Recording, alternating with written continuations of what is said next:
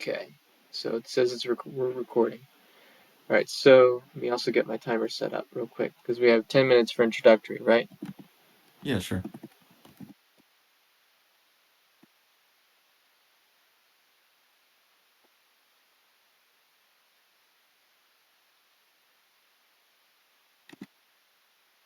Okay.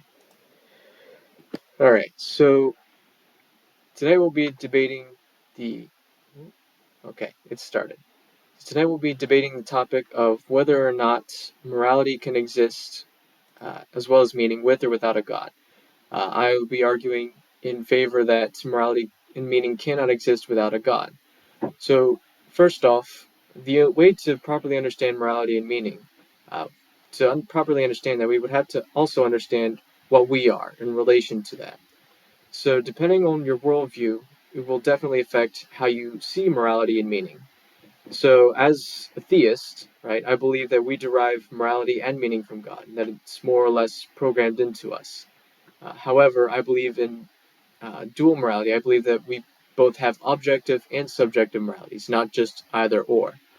Um, and I will go into more depth into this in just a second.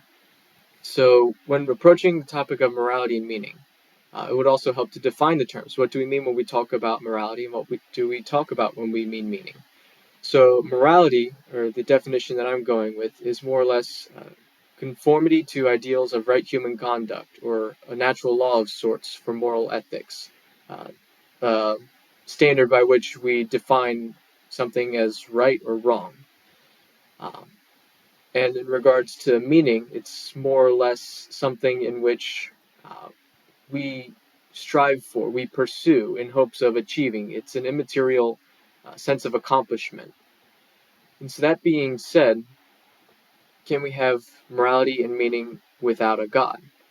Right? So here's where the difference between objective and subjective morality comes in, because I know that a lot of people, especially in our postmodern world, tend to believe that morality is subjective, meaning that what is morally right or wrong depends on the actual individual, and that there is no higher standard beyond oneself.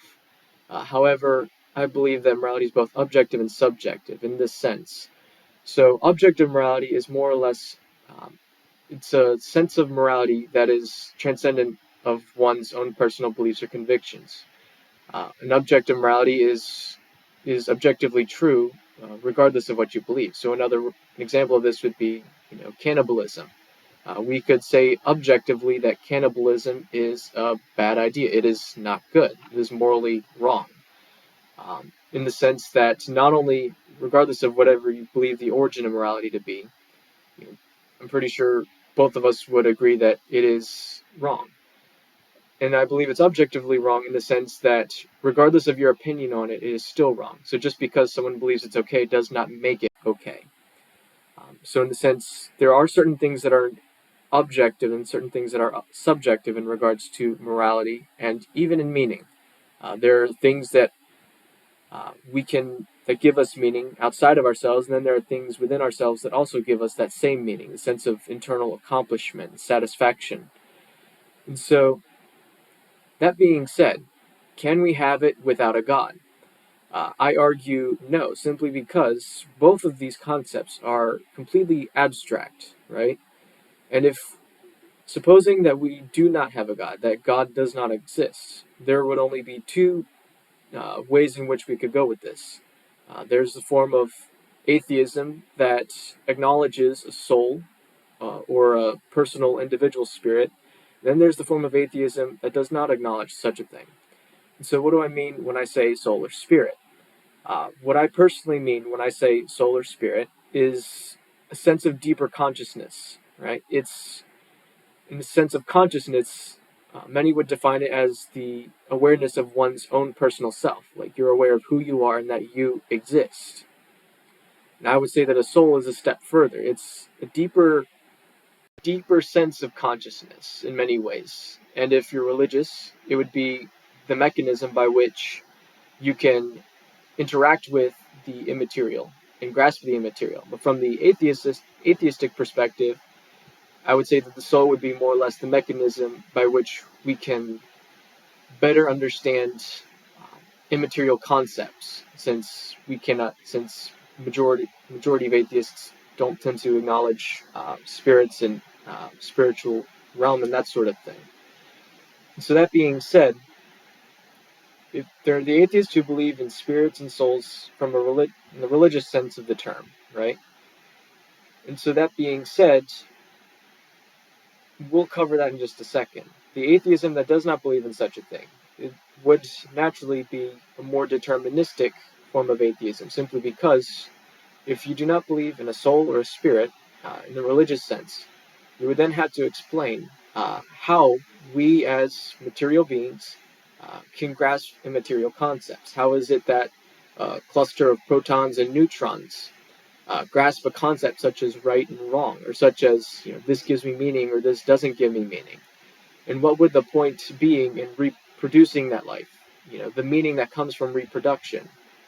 We don't just stay here on Earth naturally and just fade away. We find ways to reproduce, and many people refer to it as an immortality project, something that outlives yourself, something that people remember you by even when you're gone. So that being said, what is it about a cluster of cells that requires such means of survival?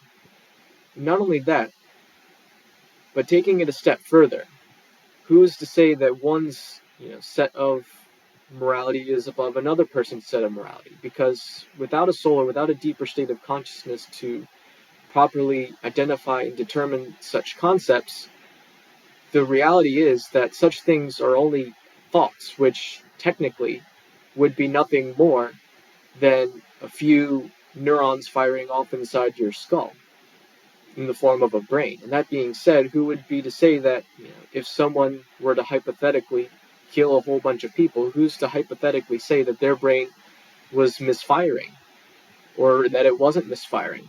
And how come is it that if it was a misfire, how come it wouldn't be a legitimate excuse if they were to go to court and say, oh, well, I'm sorry, judge, the chemicals in my brain misfired and it caused me to kill all those people. It wasn't necessarily my fault. There was just some chemical imbalance that caused these thoughts and it caused me to slaughter all these people. If someone was to use such an argument as their defense in a legal case of such an atrocity, majority of people would not accept such a defense. Most people would say, oh, he's guilty, and punish him anyways, regardless of the fact that technically it was nothing more than a chemical reaction inside his brain. And not only that, but what is it about humans in particular, or animals in general, that we have a necessity to even provide justice, right? Because again, if we're nothing more than a cluster of cells, what is it about us, this immaterial aspect, that requires justice to be served if someone, does an atrocity? What is it about it that requires such a thing? So the not the non-spiritual atheism, as I'll call it from here on out, the one that denies the inner soul or spirit from the religious sense, would have to explain this. Now, the atheism that does affirm such a soul, such a spirit, which most people would just define as plain old superstitious, um, they would more or less, they wouldn't have necessarily as hard a time answering such a question, because personally I believe that a lot of these concepts are allowed to be grasped by our soul, by our spirit. And that's the aspect of us that enables us to be able to grasp such immaterial concepts. However, this also leads to the question for the superstitious atheist. If we have a soul or a spirit, right, by which we have a deeper level of consciousness and being able to determine such things, number one, where did such spirit or consciousness come from? Was it always in existence, or was there initiating factor? And number two, if there is such an immaterial thing such as a soul or a spirit from the religious sense, would it not be possible that there is also a God in such a manner, considering that both are immaterial? Um, and so, as a Christian and as a theist, I believe that God has properly uh, written his moral laws on our heart. There is a more transcendent law that all of us have to follow for our own, in a sense, to avoid the feeling of guilt that comes as a consequence of breaking that moral law. And I know my time is almost up, so I'm going to pass it on over to you.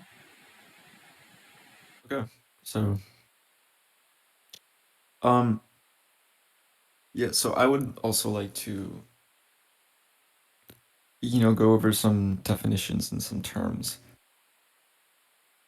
That subjective morality is dependent on one's own interpretation, and that an objective moral standpoint is contingent on something beyond the individual.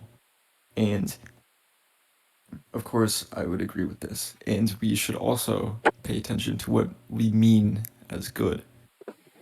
And I would also like to point out, before I begin discussing my worldview, is the subjectivity of the Christian God.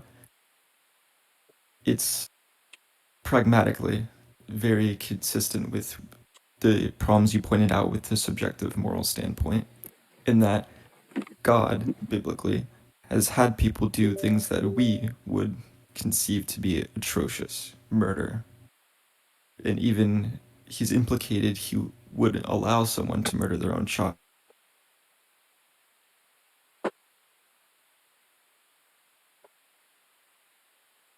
a divine being.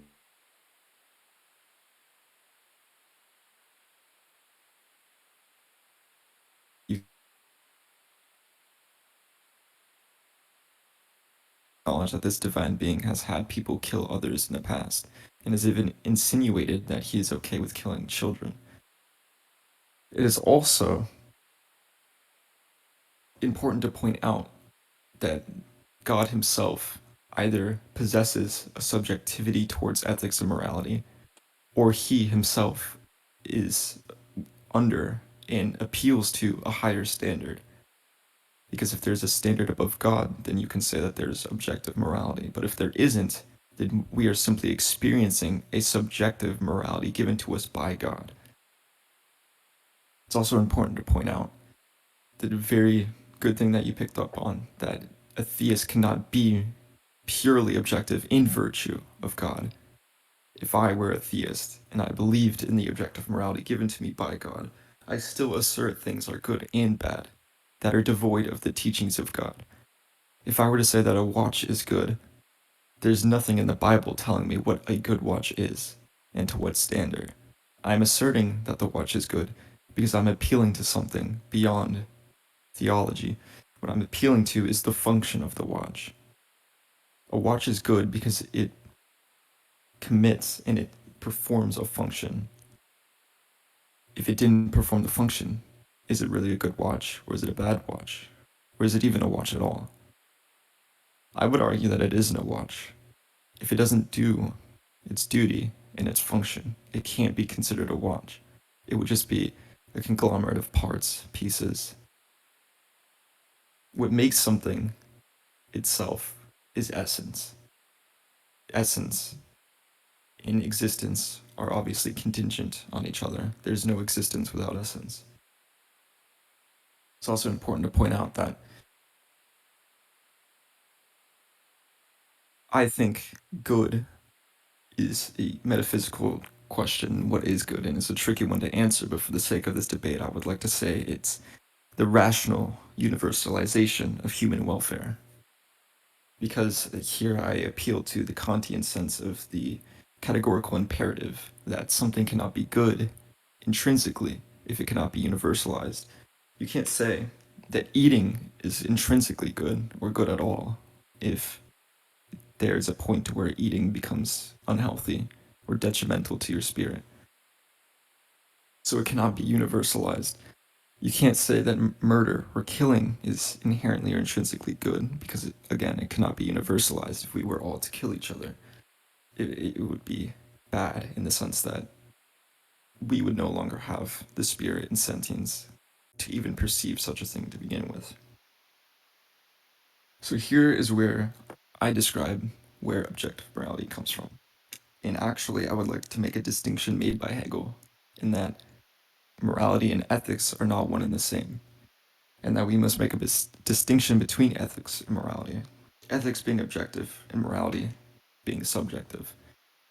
But ethics here is what we consider to be morality. And I would argue that what we are referring to is the function of man. Again, a theist or an atheist can assert that a computer is either good or bad, and then what they're appealing to is a function. They can assert that a watch is good or bad, and they're appealing to a function. They can assert that a human eye is good or bad when appealing to a function. Does it do its duty? And we can do the same with man. A man cannot be good because he's not doing his function and his duty. I ground this all in biology, and I ground this all in human spirit. This is grounded in something that I feel is more objective than even God. For God is in his teachings are inherently subjective because God doesn't teach you what is right and wrong. He simply teaches you what he believes right and wrong to be. If you read God in the Word of God, does he give an argument, really, for why killing is bad? It can't be intrinsically bad because God is incapable of doing wrong. And if God condones and has condoned the killing of certain people, this would obviously be self refuting. God would then have done wrong. So, I believe my stance is grounded in more objectivity than the negation. Ground this in spirit, and I ground this in humanity and what our biological functions are. We should strive for welfare, universalized welfare. And again, I'm an idealist. I feel like my opponent is talking in materialistic terms, but I am no materialist. I believe that the world as we see it is the product of our perception, and that we perceive, and therefore our reality is contingent on our perception. A good way to illustrate this in a couple of ways is the fact that you can't question your own mind and thoughts, but you can question the reality around you. If I were to ask you, look at an apple, tell me the objectivity of the apple, its density, its height, substance. Now give it to me without subjectivity. Can't. What you perceive to be red is subjective. There's nothing objective about it. What you perceive to be its feeling, its taste, also subjective. And you can't perceive the objective without the subjective. Physicalism, materialism is not what I am. Furthermore, um, I think that it's important to understand that we are making ought statements on what ought we do. And I think that it's much better to ground it in humanity, in the universalization of welfare for all. And we can go on to a discussion. Okay, so then I got a couple questions. Of course. So first off, you talk about how morality is rooted in what's best for all, correct? Like, I understood that properly.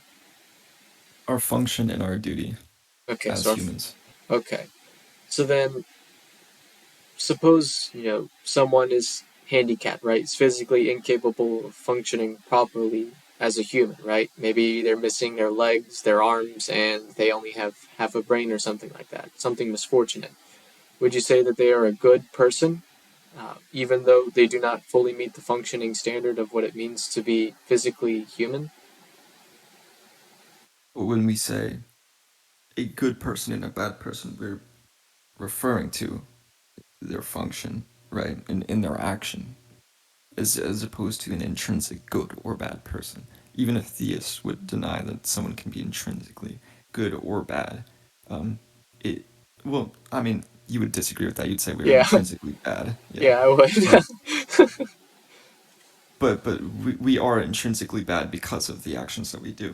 So a handicapped person is not bad, um, and they would be good if they did their duty. And if what kind of handicapped person are they? Sit in bed all day and they're bedridden. Right, but like that kind of goes against the whole functional aspect of it because like on the because it seems like you're comparing morality to simple functionality, but in many ways it seems like it kind of falls short in certain aspects because then you have to define okay, what necessarily defines functionality, like what's functional, what's dysfunctional, and what's the objective standard by which we measure such a concept, you know? No, I would disagree. Okay. May I ask, like, on what grounds and what evidence you have to disagree? Because the existence is contingent on being able to function, right? It's like I said, a watch isn't a watch and doesn't exist as a watch if it doesn't perform its function. Therefore, a human must perform its function for it to exist. It must be capable of performing its function to exist. So then, by definition, that would make the hypothetical handicapped person non-human because they don't function. Like, what defines functionality? You know, because like, well, yes, we could, if we wanted to, we could use that definition.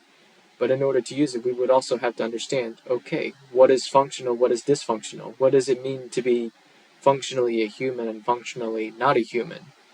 Because in many ways, some tribal cannibal from, 1,000, 3,000 years ago, you know, they would have been functional in this physical aspect of being human. But in the social and interactional standpoint, it's a very seems to be very dysfunctional. Because eating other humans is not, as you would say, for the common good of humanity. Well, it can't be universalized. If you eat all humans will cease to exist, right? Right. But again, like, what would necessarily be the definition of functional? Because on the one hand, he is functional, on the other hand, he isn't functional. Then in the example with the handicapped person, like, on the one hand, he's not Well, functional but because he's missing a lot of well, functional human parts. because our function is the strive for universal welfare, is it not? Right? So let's suppose we use that definition then. Like, if function is the striving for universal welfare, why is it that, would it be functional, say, for that handicapped person to kill themselves if they were using up so many resources and not contributing as much resources as they were taking from society? Yeah, you could not argue that that's a bad thing. And again, I've said this before. I am in favor of assisted suicide, especially for people that suffer with incredibly harsh conditions like that. Yeah, I would say that that's not a moral negative. Yes. Okay. All right. So then, I guess that leads me to my next question then. So, like, from an atheist, well, from, the two forms of atheism that I laid out in my introduction, right?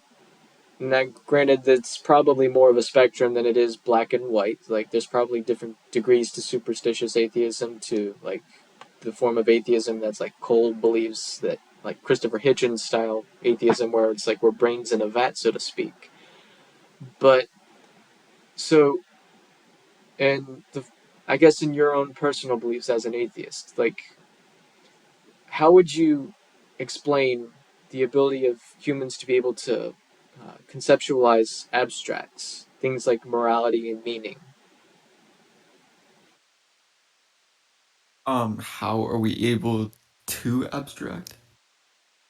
Yeah, because I mean, like, if you think about it, like, you know, one form of atheism says that we're basically just, machines made out of cellular cogs. But then the other Yeah, and form of I atheism disagree with says, that. I'm an right, idealist right. So, like, as an idealist, like, how would you explain our ability to be able to conceptualize and argue over abstract things like morality and meaning? Because let's face it, I because don't see any other animals doing this. reality is contingent on an abstraction, our reality. There is no reality without our perception. Okay, you mind expounding on that a little bit?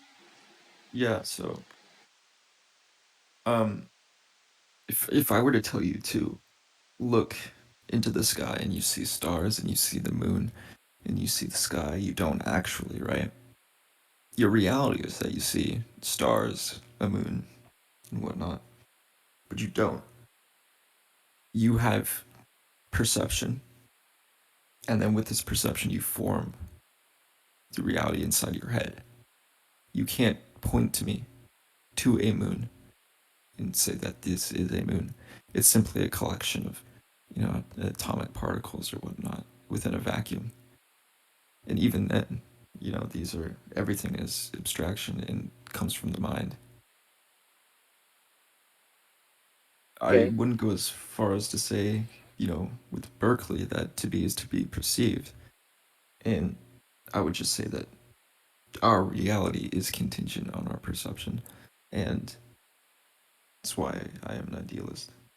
Because a materialist would have to believe that consciousness is the driving force for, or rather, materialism. In materials, in physical matter, is the driving force for consciousness. And that consciousness is derived from material.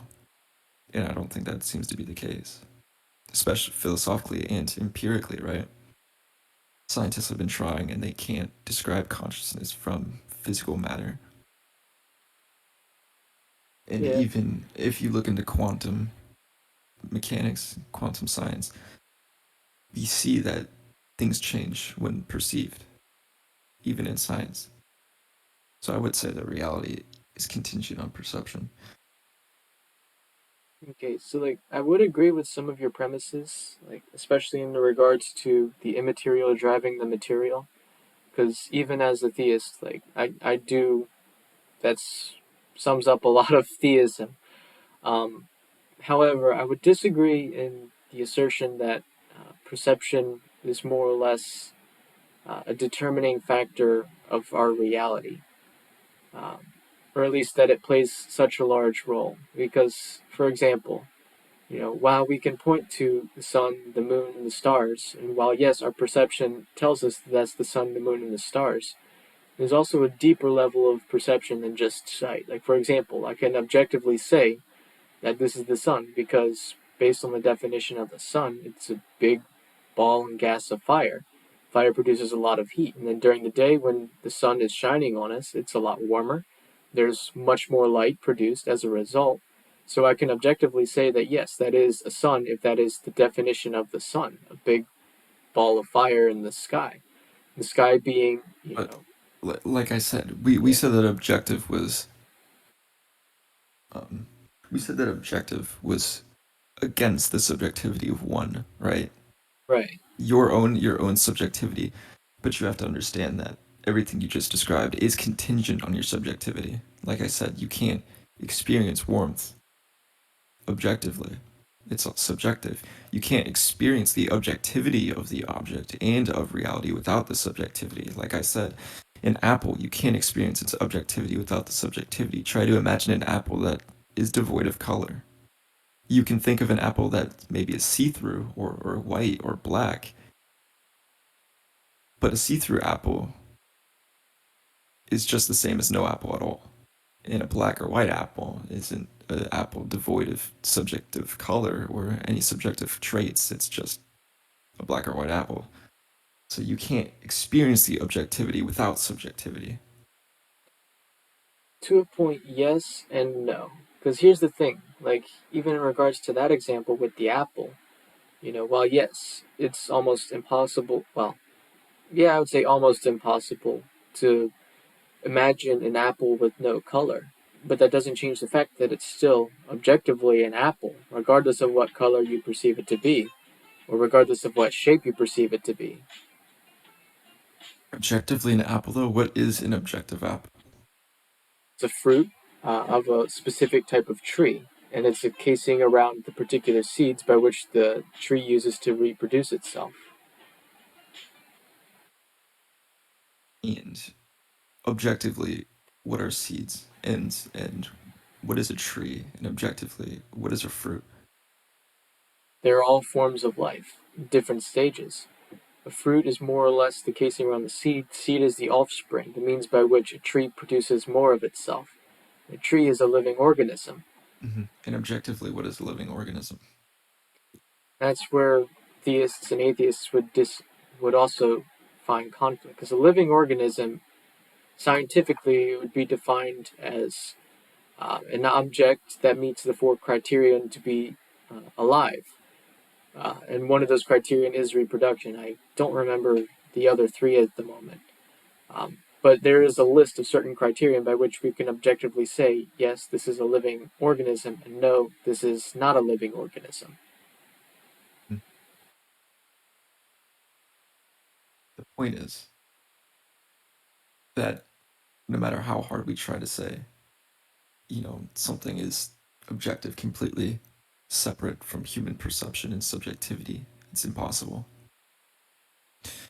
Even our perception, and you kind of drew upon this, even our perception of what life is is under conflict because of subjectivity.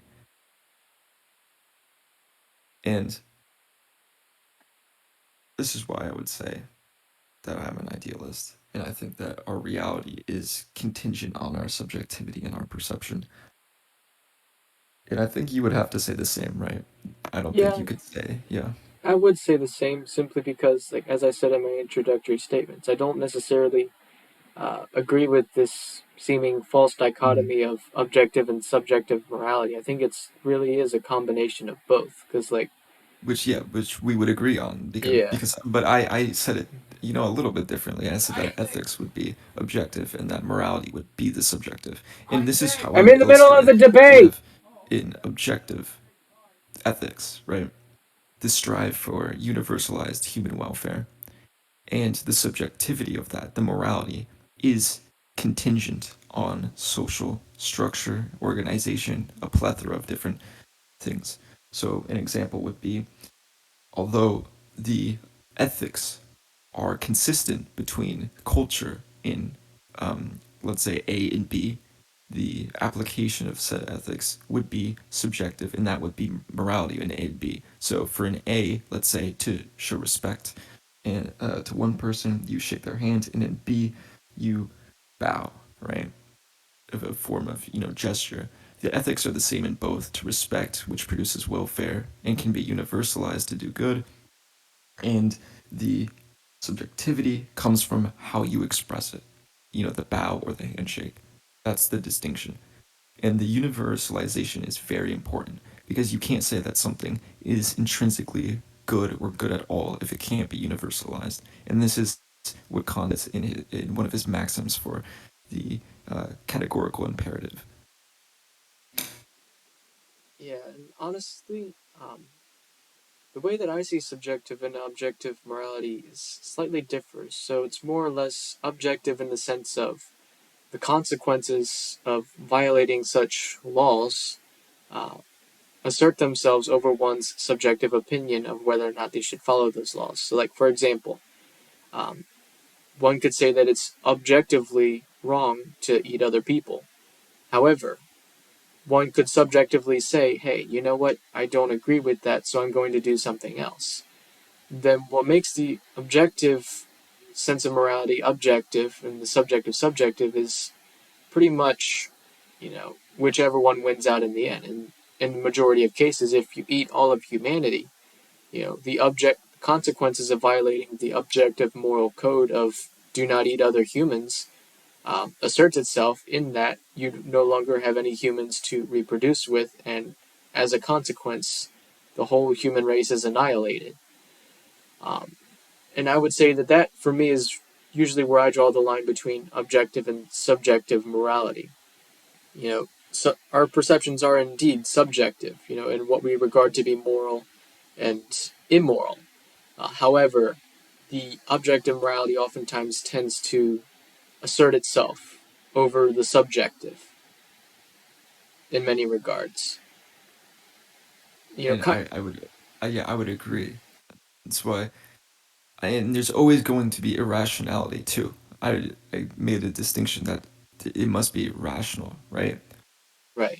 Because and this is Hegelian. It's irrational to want to be the only person, and I would say it's even almost impossible to want to be the only person, because in order, and this is Hegel again, um, in order to be self-conscious, there must be an other. For you to be fully self-conscious, there must be the existence of the negation of yourself.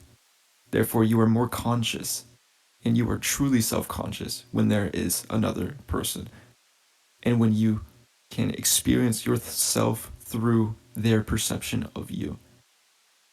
So and this is the critique of egoism, right? Because you can make an egoistic argument from what I'm saying, except you can't if you're a Hegelian. Because for egoists, they try to maximize their own well being, and as a means to an end to maximizing their own well being, they must maximize the well being of everybody else.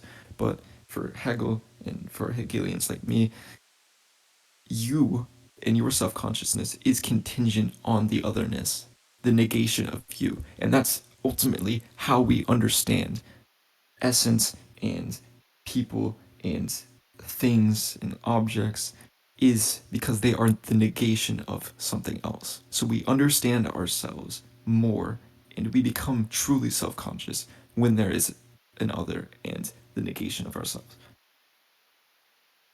So, on the one sense, I can see where you're coming from and where Hegel is coming from. However, I don't know, because it's, you also, at the very beginning, you made basically just made the case for the assertion that, morality also has a lot to do with rationalism, right? What is rationally better? But then, again, we run into the same problem. What is reason, right?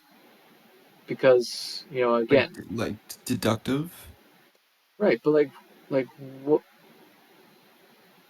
No, like what? Like really is reason?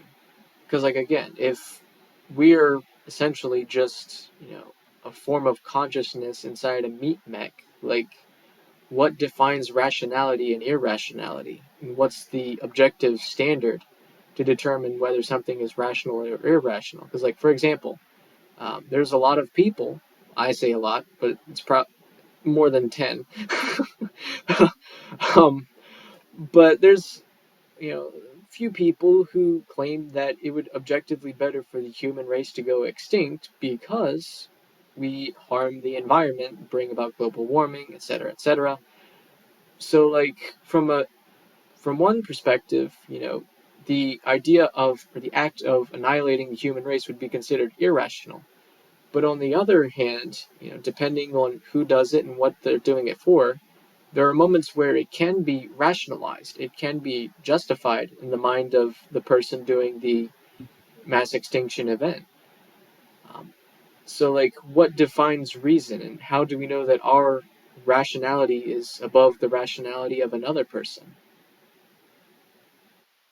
Well, I would say through the dialectic, right?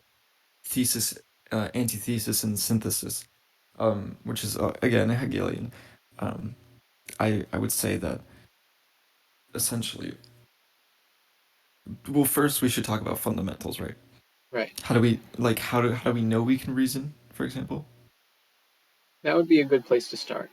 So, um, I would say this is kind of Rene Descartes. Um, you can't question your own existence. Would you agree with that? I would disagree Really? because Okay. I mean, I know that there have been points in my life where I don't. Well, also it depends on your definition of questioning your existence. Because like if you're talking in regards to like the aspect of oh, why am I even here? Oh, what is my purpose? Things like that. I still haven't found a single person yet who has never questioned their Mhm. existence. Well, they're Um, the existence in the sense that they exist, right? well, even then, I would say philosophically, you cannot question your own existence because this is where Rene Descartes said, "Cogito ergo sum." I think, therefore I am. And if you were to question your own existence, you are therefore creating a necessitation for your own existence. Because for there to be doubt, for there to be question, there must be something to question. So this isn't answering the question of what I am, but it is answering the question of do I exist. You cannot question your own existence because it creates the necessitation for your existence. Would you agree or disagree? The surface level, I agree, but I don't know. Something seems off. But keep talking. As I think about it, if Yeah. I Okay. figure it out, I'll voice it. Okay. So if we exist, then we can assert that a few things. We can assert that there must be truth. Because if I were to assert there is no truth, that there is no objective truth, it's self-refuting, right? If I Right? were to assert there is no truth, that in itself is a truth. Therefore, there must be, in some sense, a truth, even if that in itself is a truth. So there is some truth, in some sense. Now it's our job to find out what that truth is. And we can use the laws of logic. And a lot of people said that the laws of logic are abstraction, and I would say that they are necessitated. They are contingent on existence, right? So, for example, one of the laws of logic that something is either A or its negation. I am either me or I'm not me. There is no in between, right? Excluded middle. So my keyboard is either my keyboard or it is not my keyboard. There is no middle. So if I exist, I know that I either exist or I do not exist, the negation. Therefore, I can say that it is rational for me to use that law within my analysis. Another law being um, law of identity. A equals A, and A cannot equal not A. I cannot, be me and also not me at the same time. So on and so forth. All of these are contingent on existence and are necessitated. So if we can assert that the laws of logic are justified with everything that we know to be true, this isn't any speculation or uncertainty. These aren't suppositions or anything of the sort. We haven't even gotten to perception, where most presuppositions come from, is perception. If we can do this, then we can reason. We can use the laws of logic and we can create arguments. And you can that's where I would say that our ability to reason comes from. Okay. Well, I would say that that's kind of. I would say that that's fair to a certain extent. However, like, I don't know. It seems a little bit weird because, again, like, without a divine creator or something like that, something that technically programs us, you know, what is it that causes us to need to reason? What is the point of reasoning? Because, like, again, like, what separates us from simply, you know, a meat mech, or excuse me, a bone mech with meat armor, as my brother put it. um, like, what actually makes us need to reason? Because if you look at the vast majority of other animals, right, some of them perform acts that we may assert to be reason, but in reality it could be nothing more than just reacting to superficial stimuli. Like, for example, if a dog tries to lick a snapping turtle, he's likely to get hurt if he licks the snapping turtle, because the snapping turtle might get aggressive and hurt the dog as a response. Now, the dog's natural inclination would be to say, okay, well, this snapping turtle, he's got a lot of power. It looks like he's capable of hurting something. Therefore, I'm not going to lick it. However, how do we know that that's also not just a result of superficial external stimuli, like a dog seeing something of potential danger and then just naturally avoiding it? Like, how do we know that dogs don't reason as well, or that dogs even do reason? What separates humans from dogs in the sense of reasoning? You know? Yeah, so we can talk about what knowledge is, and a very widely accepted notion of what knowledge is a justified true belief. Justification being, pertaining mainly to evidence. Evidence being your perception, and you see what happens with the dog. Your belief being you believe that to be a rational decision on the part of the dog, and the truth value. The truth value is the main point of uh, clash and divide between whether or not you believe that they are acting rationally or if it's all just um, um, you know ex- a reaction to experience or perception, or stimuli, whatever you would like to say. I would say that um, these are metaphysical questions that are difficult to answer because it's the same as saying you can say the same for a human being, right? You can't really know, and this isn't just atheists or agnostics. Theists Right. fall victim to a lot of presuppositionalism and a lot of metaphysical issues as well. Is you really it's very hard to prove even things like causality exist or that other people are conscious. And this is are you aware of determinism and compatibilism and libertarian free will, for example? Yes, I'm aware of them. Yes. So, and this is kind of moving back to, agnosticism. It's incredibly hard for you to be so, to not be abstract, right? Because if you grounded yourself completely in the material, in the real world, then you come into a lot of deterministic issues, right? Do you even have free will? If everything is just causation and causality, and X leads to Y, and that leads to Z, A leads to B, and B leads to C, then you can track back the universe to a single point, a singularity, and everything from has been causation and causality leading up to this very moment. So you can't say that it's free will. If A leads to B, and A will always lead to B, and so on and so forth. So this is something that you can't answer as well, and I can't fully answer. And um, my best response would be this one: that freedom isn't necessarily contingent on wanting something, because I don't think we can control what we want. True freedom comes from rationalization, the ability to choose whether or not to do something, and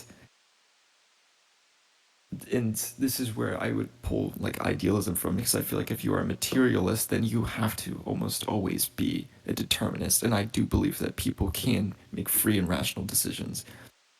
And so I would say that I would assert that some animals do experience free will and some rational thought because I have more evidence in support than the negation. And this is the same argument for my perception, right? I would say that my perception is reality in two different ways. That reality is what you perceive, and also that I have no evidence in the contrary and for the negation. I have no evidence that this reality isn't, you know, reality. So that's my response. Okay, so I don't know. It's actually pretty interesting because, like, at least from my personal perspective, between thinking and reading the Bible and looking into some of this stuff, I don't know because like it seems like a lot of this stuff tends to because like you made a claim that a lot of theists are hold to a lot of presuppositions in regards to a lot of this. That's mainly because a lot of it is immaterial. But I believe that a lot of the outcomes of what we see in our everyday lives warrants such presuppositions.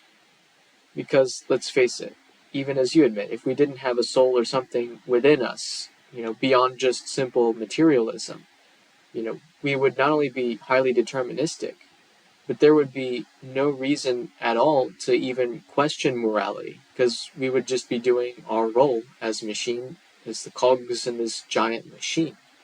Correct. For example, it goes back to the court analogy, right? If you have a dude who eats his whole family or something like that, Exactly.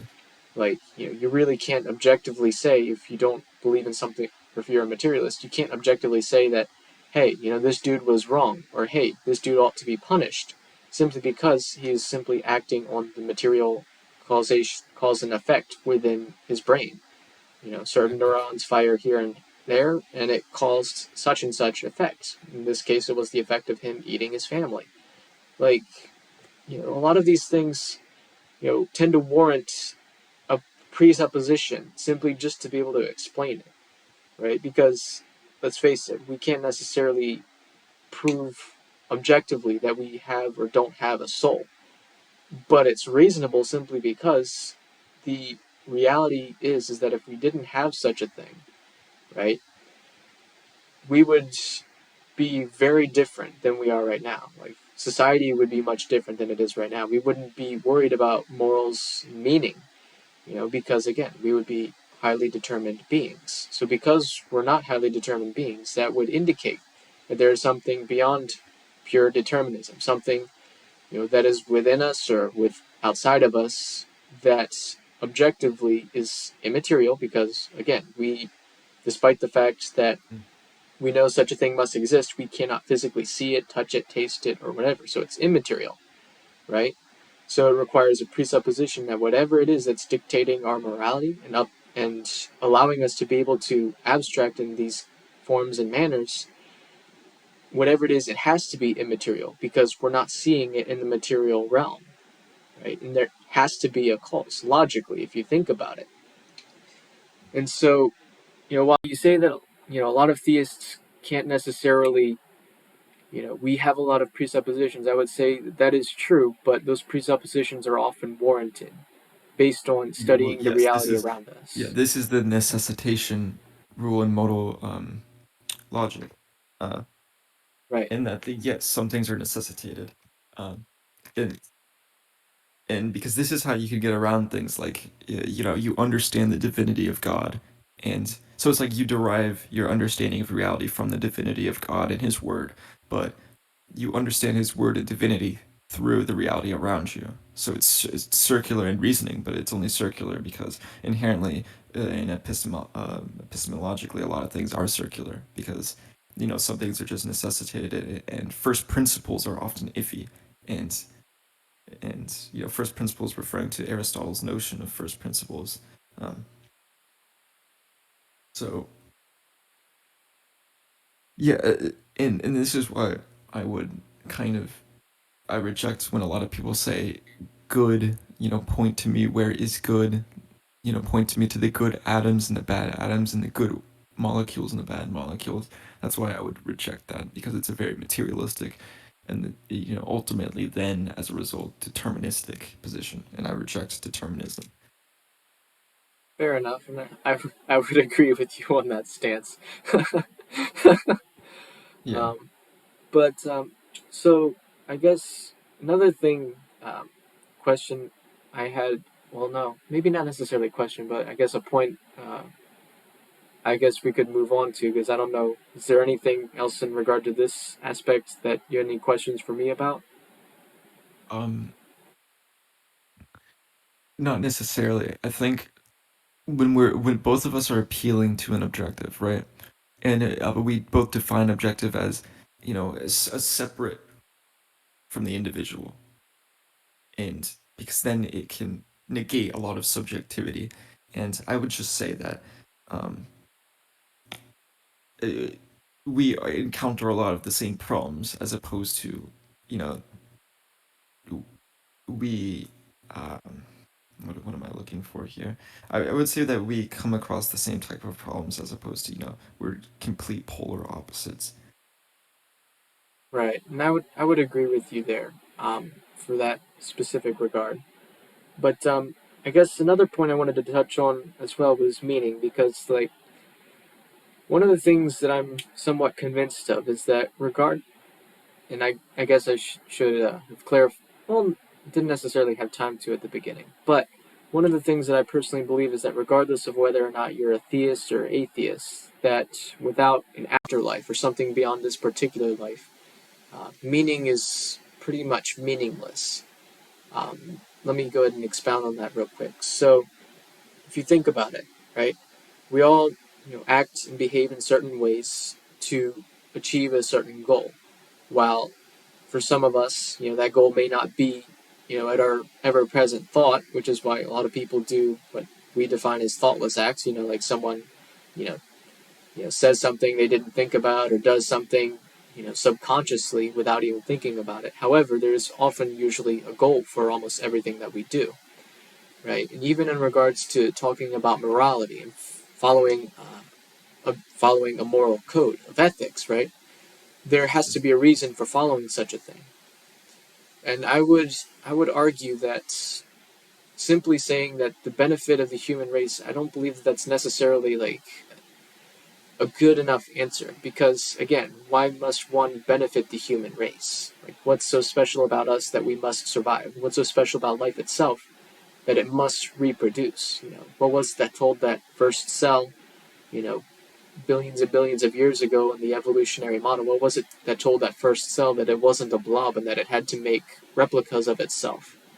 And and continue doing so, even till this present day. And after a while, we've evolved based on the evolutionary model. And what was it that essentially said, you need to do this, you ought to reproduce yourself? And what is it that tells us today that you ought to act in such a way that it benefits the human race and a certain ideal? I would just appeal to biology and rationalization, right? Um, so and also a little bit of the rejection of being alone, again referring to the um, dialectic, Hegel's dialectic. So if we reproduce, right, and cells reproduced and led on to organisms, and then we had a common ancestor, and so on and so forth, we came to be. um what told cells to do that? Pretty much, because there was something that initiated the cell's reproduction, right? Hmm. The cell could have just remained a blob for all of eternity, or even after reproducing itself once. What was it that told the reproduction to also reproduce? You see what I'm saying? So Because are we referring to humans or just like a cell? both, because Well, in the for a end, cell, I would say it's just response to stimuli, and for humans, I would say much of the same. The essence of living, you know, how we should act and perform our duties, and also rationalization. I think that rationalization is intrinsically good, and this is where it can, because it can be universalized. I think a good will is intrinsically good because it can be universalized. If you universalize a goodwill or rationalization, you don't encounter any problems. So if cell chooses to reproduce, obviously the word choose is kind of unfortunate. It doesn't choose. It's merely the result of stimulation. But when a cell reproduces, it's not because it chooses to do so. It's just simply what happens in biology because of a bunch of different factors. The environment and presence of stimuli and whatnot.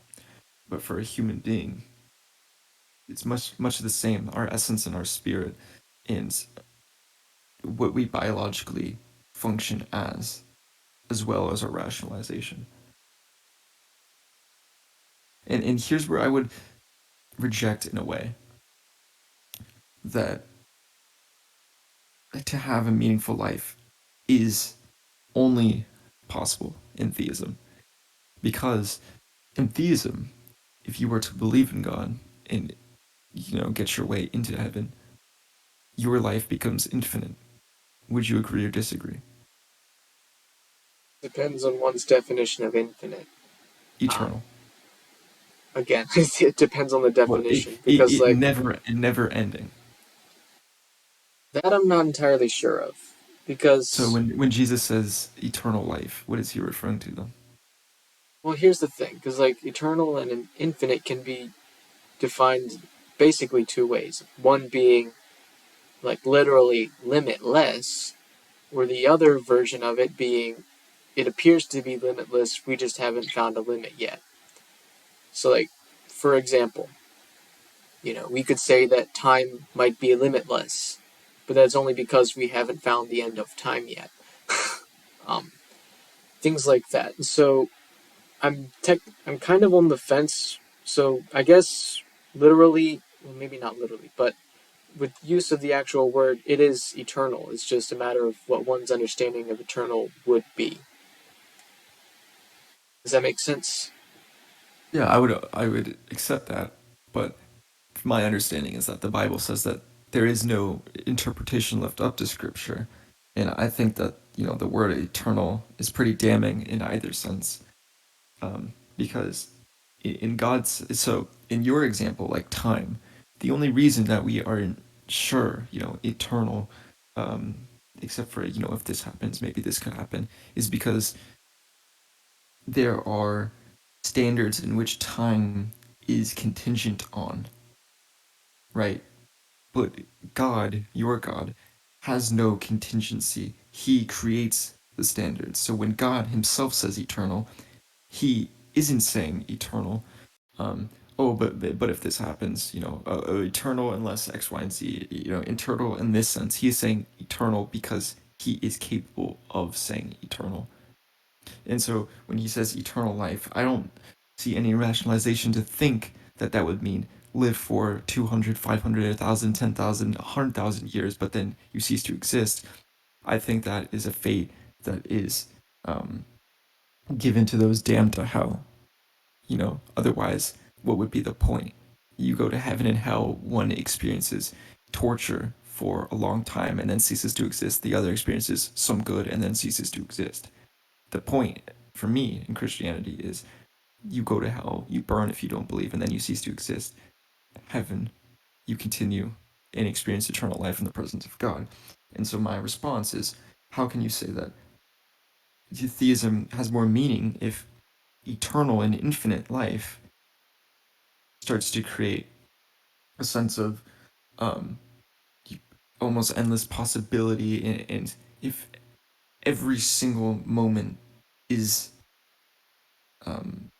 within the framework of infinite, it's hard to say that any one moment has any significant value. Whereas if your life is finite and your life is, uh, not eternal, each moment has more meaning, right?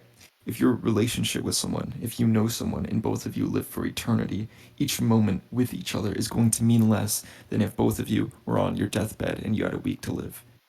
And this is because of the aspect of eternal and how when things become infinite they mean less.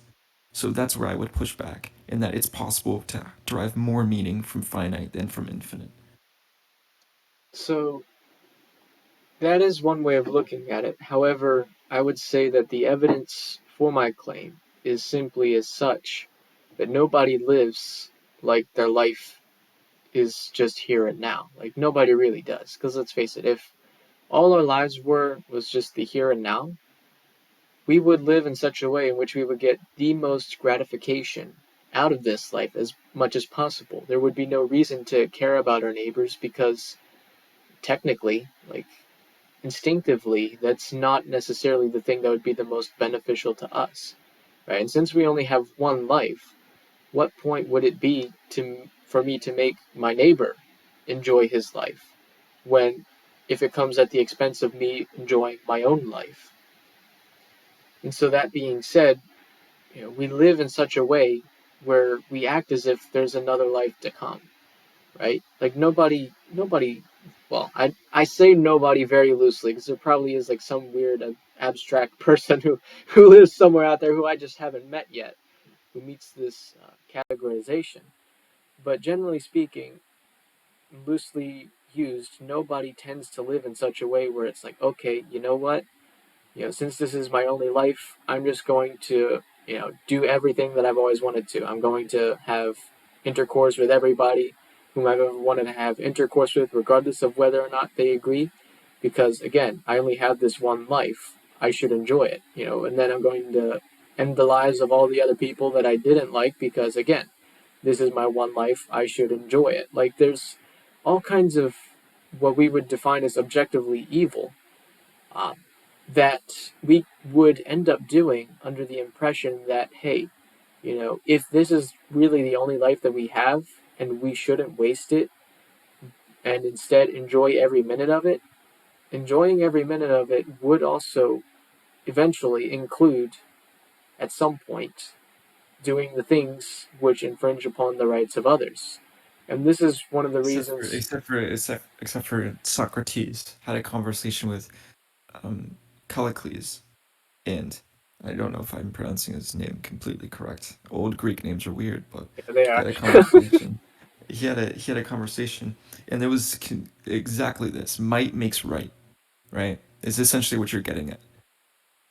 And Not I can talk about exactly. I can talk about universalization, right? And that yeah, but you couldn't universalize that because it would ultimately bring down the utility of everybody else, and it would suck to live in a world where everybody was just fending for themselves and we're only looking out for them, and a society couldn't function like that. But what you're saying is if pleasure is what we're going for in our finite lives, and that's what gives it meaning is the little instances of pleasure, what's stopping someone from just seeking that pleasure through immoral means. um, I would say that this is I'm not saying that pleasure is good in itself, because there can be good and bad pleasures. Mhm. Pleasure is simply a means to an end. Pleasure is a means to achieve good. And there was something that Socrates said, that for might makes right, that the will of the majority, even if they are individually weak, is the strong and the might. And the majority want to, and this is evident in our current societies, live where there are duties that we perform and laws and certain rules that pertain to the objectivity. Well, here's the thing, though, with that. Um, so even from a psychological standpoint, right? I would disagree that pleasure is the means to the end. In fact, I would say that pleasure, or infinite pain, is pretty much the end, right? Simply based on this premise, right? If there's no incentive to do right, I do not believe that we would, right? And the incentive for us to, from the atheistic perspective, to be moral would be that a mutual social code of conduct in which nobody would infringe upon us and, infringe on our rights to pursue happiness. That, in many ways, if I remember correctly, it's You're social referring to contract. social contract theory, Yeah. right? Yeah, that's what I Yes. thought. Yeah, no, I Yeah. don't believe in that. Well, I think that there is some merit to it because if you think about it, right?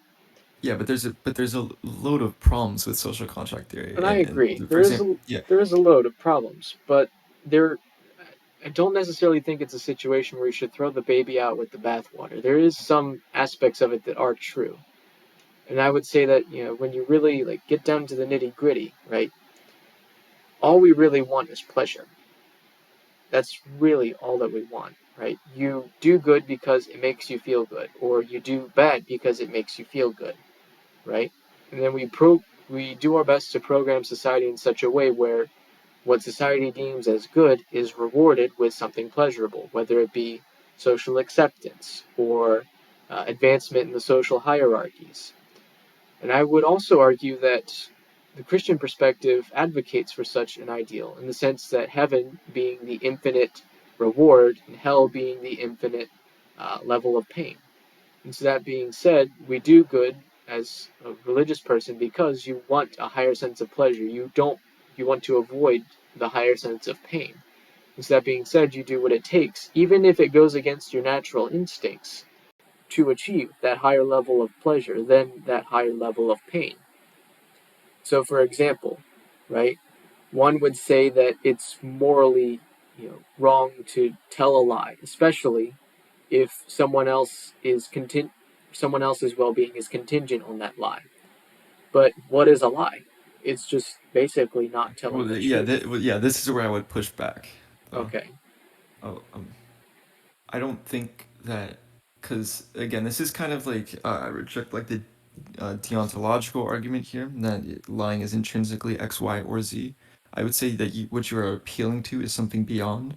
Um, you're appealing to good, and this is kind of like what I was referring to, that the universalization and rational welfare for all. So lying in itself, you can't say is bad, because you could always argue for situations where, okay, you lie to this person because if you tell them the truth, they could go into mental collapse and then kill somebody. You can think of these scenarios. Okay. So what you're really appealing to is don't lie, because if you universalized lying, like, right, as a society we say don't lie, because if we universalized it and everybody lied, then, well, fuck, well, it would be an awful society. Everyone would be lying, no one would believe each other. And when we say don't lie, what we're really referring to is it gives the highest potential for maximizing, the welfare for everyone. So I would push back on saying that a lot of these things are intrinsically bad. um, All right. So and then let me use a slightly different example. Take bestiality, right? mhm, Say someone's into that. I would say that the whole pain or reward system is what prevents someone from engaging in such acts, right? If someone has such a desire and then chooses to abstain from such desires, it's not because they lack desire to do it or because, of some other factor of like societal well being, but rather it is reinforced by, okay, the reason why I don't, perform such acts is because I know that if I do, the consequences will be X, Y, Z, or at least if I am discovered, the consequences will mhm. be X, Y, Z, right? But if I do it, the reward will be X, Y, Z, and then in their head they do a cost benefit analysis. Some people deem the cost of such things being worth the gratification of doing the act, which is why we have a whole porn industry dedicated to bestiality. But then there's other people who, even though they have instinctively that desire, they would abstain from such acts simply because they do not want the pain that would be associated with being discovered. So in that regard, like, because while technically I do personally believe that lying would be intrinsically like wrong to a certain extent, and while there might be some justifications for lies, I don't believe that those justifications would necessarily be 100% viable. But lying is also a more grayish area than something like bestiality, and oftentimes when we're discussing things like this, it's helpful to use something more extreme to help better understand the concept. And so Mhm. that's why I personally believe that pain and reward is more or less the end goal, because in the end, every choice that we make is nothing more than a cost benefit analysis, right? Here's what I'm informed the cost will be, and Well, here's I what would I'm okay, so yeah, I would right. definitely disagree with that. Okay, right. So, what would be your reasoning? Because we make decisions all the time based on urge and just natural. um Right, but that is a it, cost benefit analysis. The benefit of but it the isn't. feeling good would outweigh the potential consequences that such an action might have, That's right? absolutely not true. If someone upsets me enough and out of pure rage I punch them and they die, there was no cost benefit analysis there, because the consequences of my action weren't even in the equation when I committed the action. I didn't think to myself, okay, if I do this, there's a potential that they could die, and if they die, there's going to be this problem, and then this could negatively affect, my spouse or my kids or my X, Y, and Z. There's no equation that going on in my mind. You're simply reacting based on a biological function, right? There's negative stimuli, and you're so pissed off and you're so upset that you just react. There's no rationalization there. And this is where I think there's merit to the tripartite soul, when they distinguish between, there's ration, and then there's the emotion. You do things because of emotion, and then you do things because you rationalize them, and then you do things because you desire them, and there's different elements to it. I would say that if I punch someone or I stab someone, in virtue of them making me really upset in the moment, there is no rationalization or in me deciding um, in that situation. I would say that there is. It's just rather it's subconscious because in the moment, right? All that typically goes through your mind, and oftentimes our judgments are clouded by emotions, right? So we become. I would, and I use these terms loosely because I really don't know of any other way to describe them at the moment. And so, at the moment when your judgment is clouded by emotion, right? And then the example you gave, like a heated rage, right? And then, I punch somebody and they die. In that moment, right? Those emotions boil up. And essentially, what they say is okay, the benefits of punching this person really, really hard, right? And the gratification you will get from giving them what they deserve will outweigh any potential costs, right? And then also what I believe the emotions tend to do is they cloud what those potential costs may be, kind of like fine print. It's there, but it's also not there, right? And so then when you act on such an urge, you say, okay, well, this, basically, this is going to be better in the end. I'm going to get more pleasure out of this than out of not doing it. Therefore, in a heated rage, I swing, I hit. And oftentimes emotions tend to cloud our gauges on actions, right? So, like, you know, if you're not, if you are in a clear state of mind, right, where your emotions are not affecting your perceptions and judgments, you can gauge, okay, if I hit him this hard, it's going to be too soft. If I hit him this hard, it's going to kill him, right? But if I hit him just right, it's going to be okay, right? It'll cause a balance of pain and pleasure, pain for him and pleasure for me, but also will beneficially not kill him, therefore negating a lot of the worst consequences of following through with his actions. But when you're in an emotional state or a heated rage, right, and you hit somebody, that stuff doesn't go through. All you're thinking is, okay, this is going to make me feel better if I hit him in this rage. And with those clouded emotional judgments also comes a clouded perception of gauging one's force, right? So in a heated rage, you may very well be able to control the force you deal on the blow. But oftentimes, many people can't because, again, emotions cloud the information necessary to actually gauge the force you're using in such a swing.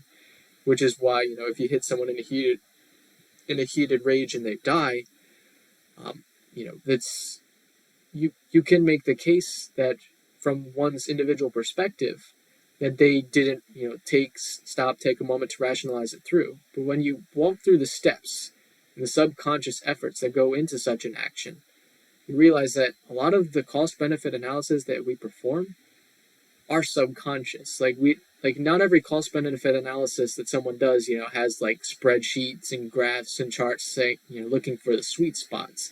A lot of it is simple. Okay, if I do this, I'm going to feel pleasure.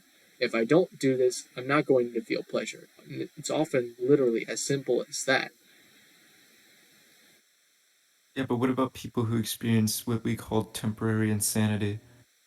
Or human beings that are incapable of committing such rationalization? I would say that the same thing applies for them, only for human beings capable of rationalizing such, an atrocity, like a serial killer or something like that. They do the cost benefit analysis, but for them, No, it's just, not that. Some people aren't capable of creating those rationalizations, and that's why they get off in virtue of insanity.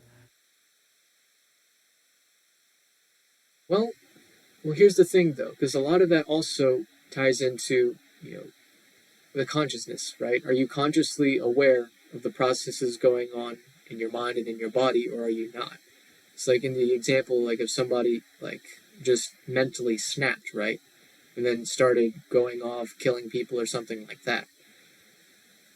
In that state of emotional turmoil, I would still say that the cost benefit analysis is still going on within them. It's just rather they're not privy to it, or they are not capable of act, or they are not in a state in which they can properly act against, you know, the benefit of the pleasure being something morally reprehensible. Because deep down, I don't believe that even the people that plead insanity still, to a certain extent, believe that some of them do have somewhat of a choice, which is why, a lot of them get sent to institutions and stuff. But on the other hand, it still doesn't negate the fact that, again, for them it was pleasurable, even in that insane state, to perform that act rather than to not perform it. I disagree. Okay? They, a good percentage don't do it because it's pleasurable. All right. So, In fact, a lot of them don't know why they do it at all, to be frank. well, it's almost like, well, I'm not going to actually say that it's almost like, because it's not. However, that goes back to the whole thing of doing things subconsciously, right? There's a lot of things that we do subconsciously that we Well, okay, don't so supposedly think about. do you think that everything we do is benefit analysis? Because I feel like if you say that some things are not, then I don't see why actions can also, just I be the product of emotion and not. I do believe that everything is generally speaking a product of a cost benefit analysis, whether you're privy to that So if yes, rationalization or not. so if I find someone attractive, that's cost benefit analysis. Or if I want something, that's cost benefit analysis. Well, that's not necessarily. Desires are not necessarily cost benefit analysis. Desires are information, right? That goes into the equation for the cost benefit analysis. So when I say cost benefit analysis, I'm using it more or less in terms of a person making an action or acting on something, Yeah, right? what you're saying about like cost benefit analysis is just rationalization, and I'm saying that people can do things without rationalization. I would say that deep down we all rationalize things, even subconsciously. So, like for example, um, someone who is maybe has a bad habit of, this is probably a terrible example, but I'll see where it goes. But has a bad habit of picking their nose, right? They just do it all the time. People tell them it's nasty, you shouldn't do that, right? And then in their head they think, okay, wow, this is really bad, I shouldn't do it. But then there's moments where they do it subconsciously, right? Why do they do that? I would argue that that the pleasure for them, as well as the reinforced former pleasure of picking their nose, outweighed the cost of social stigmatization for doing such an action. Now, granted, someone can break such a habit by desire, right? They don't desire to pick their nose or whatever, or they desire to change such a habit, which causes them to take actionable steps towards that goal of the pleasure of not picking your nose, or the pleasure that comes with the absence of such a habit. So then Yeah, I would. you can No, go also ahead. you can also extrapolate that to more extreme examples, right? So, in the example that you gave of, mental insanity, right? Let's take someone who goes mentally insane and goes into a movie theater and kills a bunch of people, right? Hypothetically. That person may or may not have like actually thought through the actual facts of the matter. But whatever it was in their brain that snapped, whatever chemical reaction that happened, or whatever it was inside of them that told them to do such a thing, I believe convinced them that the outcome, the pleasure, the dopamine flood, if you will, in the brain that would come from performing such an atrocity would outweigh the the cost that would come from being arrested, potentially killed, sent to prison for the rest of your life, or whatever. So, granted, like again, I'm not necessarily a philosopher, so this is just my personal perspective on the matter, Hmm. just based on observation Hmm. and learning about people and interacting with people. Like, this is generally how we seem to act, right? There's always that one thing that says, yes, this is better than the potential cost. And how that ties back in with theism and what makes theism, in my opinion, a better explanation for morality and meaning is that with such, an ideal, we have the infinite level of pleasure, infinite level of pain promised to us in the life after. Without such without such a promise or without such knowledge, right, one would be left to believe that this is the only life that we have, and in turn act in such a way that gave them the most pleasure for the least cost, or what they perceive to be the most pleasure for the least cost, or obtaining the amount of pleasure that they desire at whatever cost they see, fitting. So in one case, that may be someone may not see the benefit of rape or incest outweighing the costs of rape and incest. But then there are others who, whether instinctively or rationally, do such actions. They perceive the benefit of such actions, the pleasure effect, the dopamine release, to outweigh the cost of those actions. Does that make sense? Yeah, I would just wouldn't. I think you're making precepts here that I just don't agree with. Okay. Especially like I don't agree with the psychology. I don't think everything is contingent on like a rationalization. I think people can do things without being rational. Um, just like because then I don't know because it's very hard to say that everything we do is based on rationalization, and then to say that like oh animals do things without rationalization because we do a lot of the same things that animals do, right? Because it's Agreed. Yeah. so that I just wouldn't agree with that precept, and I would say there's yeah. So I just wouldn't agree with that. But Okay. That's fair. So I mean, I guess that's a point that we can agree to disagree on. Um, yeah, so is there any points that you wanted to address further? um, I my one of my points is: do you think that God creates the standard for good, or that God appeals to the standard of good? Personally, I believe that he creates the standard of good. However, Hmm. our perceptions and judgments, as a Christian, I believe, are flawed from choosing to disobey that outlined law or those Hmm. outlined standards. So would you say then that morality in the eyes of God is subjective? Yes, in the eyes of God, it is. I would say it is subjective. So when God becomes man and becomes Jesus, morality is subjective because you're appealing to the subjectivity of one man. Not not necessarily, because the thing about Christ is that we are not God, right? And if he Hmm. is God, that would mean that he would be, yes, the arbiter of morality. However, that would not make morality necessarily subjective because, again, if he's God, then yes, he would be, rather than us being the arbiters ourselves. Does that make Well, sense? it's just hard to say that it's because in my eyes, God creates the subjective notion of good and bad, and he has subjective morality mapped in his head.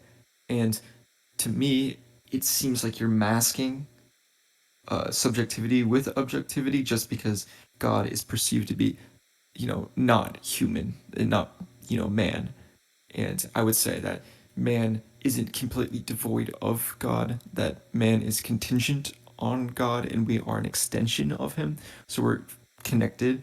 Um, and through our connection, I think this creates a weird, you know, dynamic where God's morality, like you said, is subjective.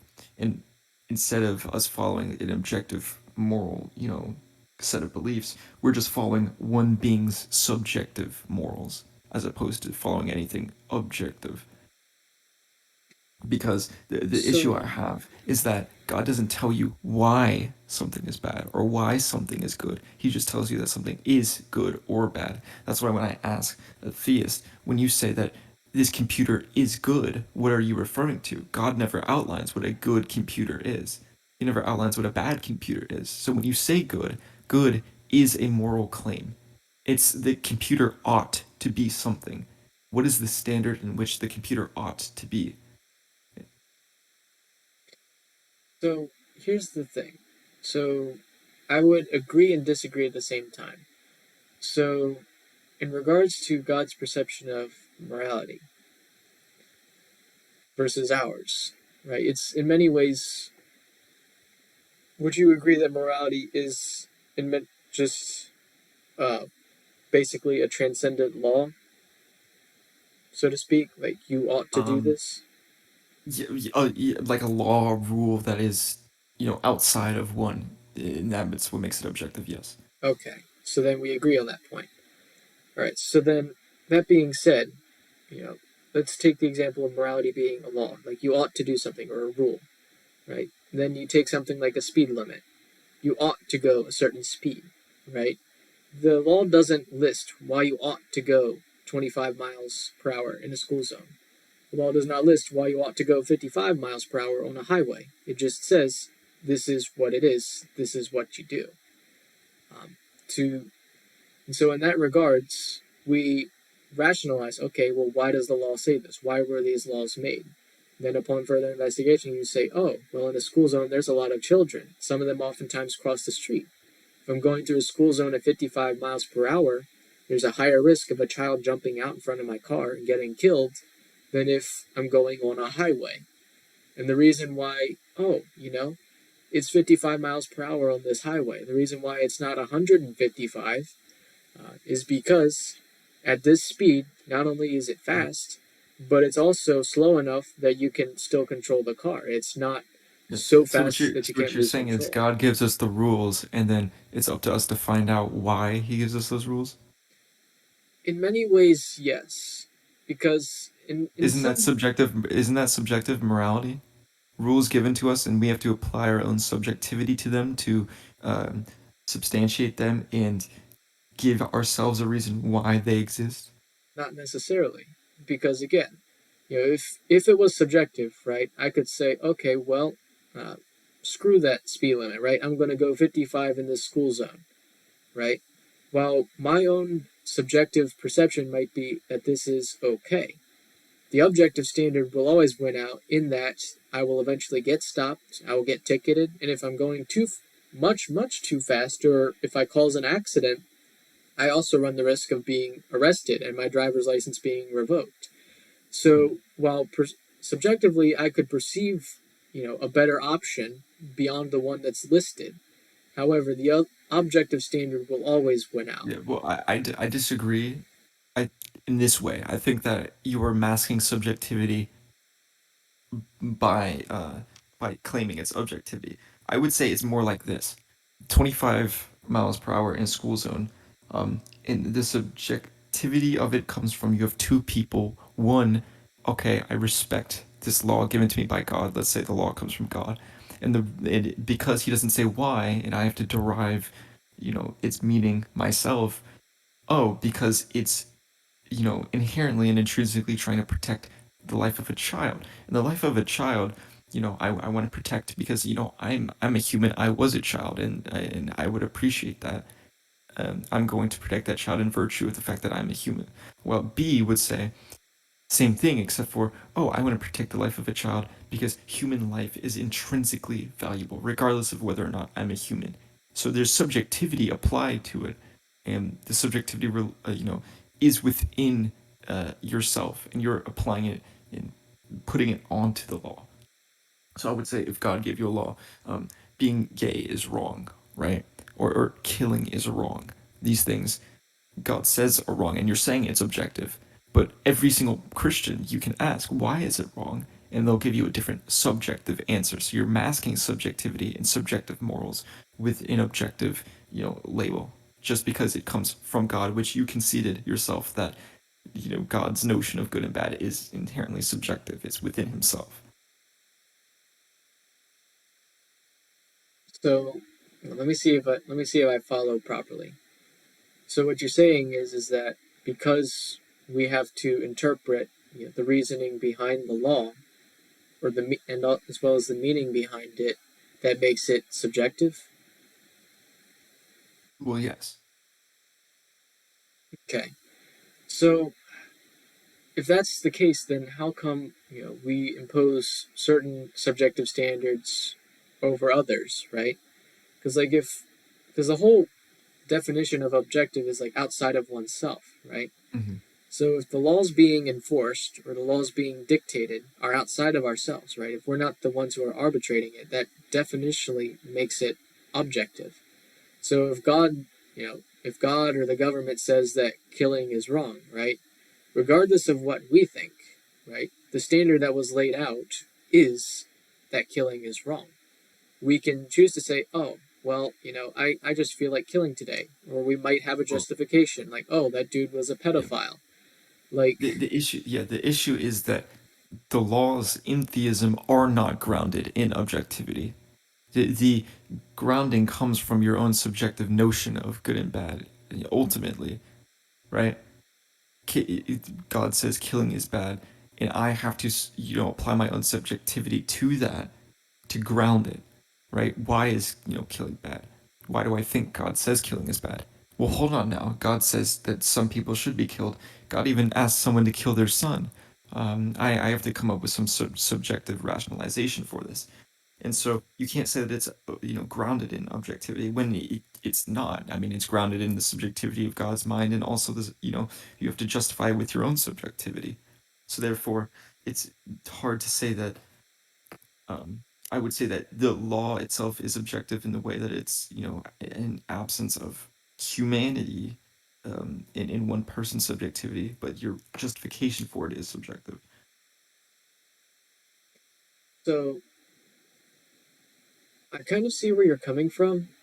However, again, like I don't necessarily see how that would make it inherently subjective because Well, even no, going back to the law would be objective, but I would say that um, it's the law is masking a lot of subjectivity that a lot of theists try to break from just in virtue of them claiming that it's objective morality. right, well, all laws do. I mean, because like for example, the I agree. perceived societal benefit of a 55 mile per hour speed limit on the highway, that's based on someone's opinion, right? Because just between you and me, I've driven Hmm. much faster than that on the highway on occasion and was just fine, right?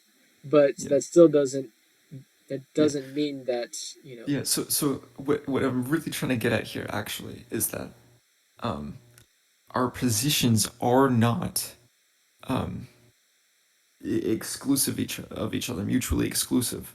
What I'm right. saying is essentially that our positions can piggyback off of each other. I think a theist cannot rationalize their morality simply because of what the Bible says.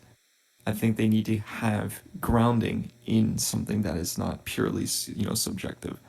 And so when you say, and this is the main point of the debate, is when you say that you cannot have objective morality without God, I'm saying um, that your morality that is only from God is subjective, and in a way it is subjective.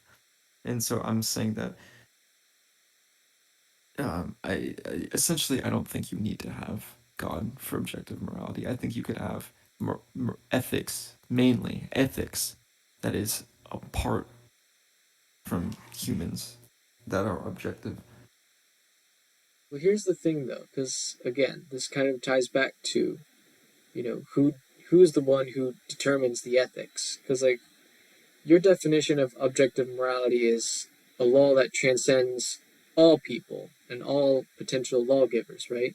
So, like, your definition of objective morality even transcends that of God. But if that is the case, then that being said, whoever wrote that law of objective morality that transcends, say, the Judeo Christian God, whoever wrote that law of morality, they would then be succeeded as the real God, and then the Judeo Christian God is either a lesser God or a servant of the higher deity, right? It's almost like, when you have a boss, right?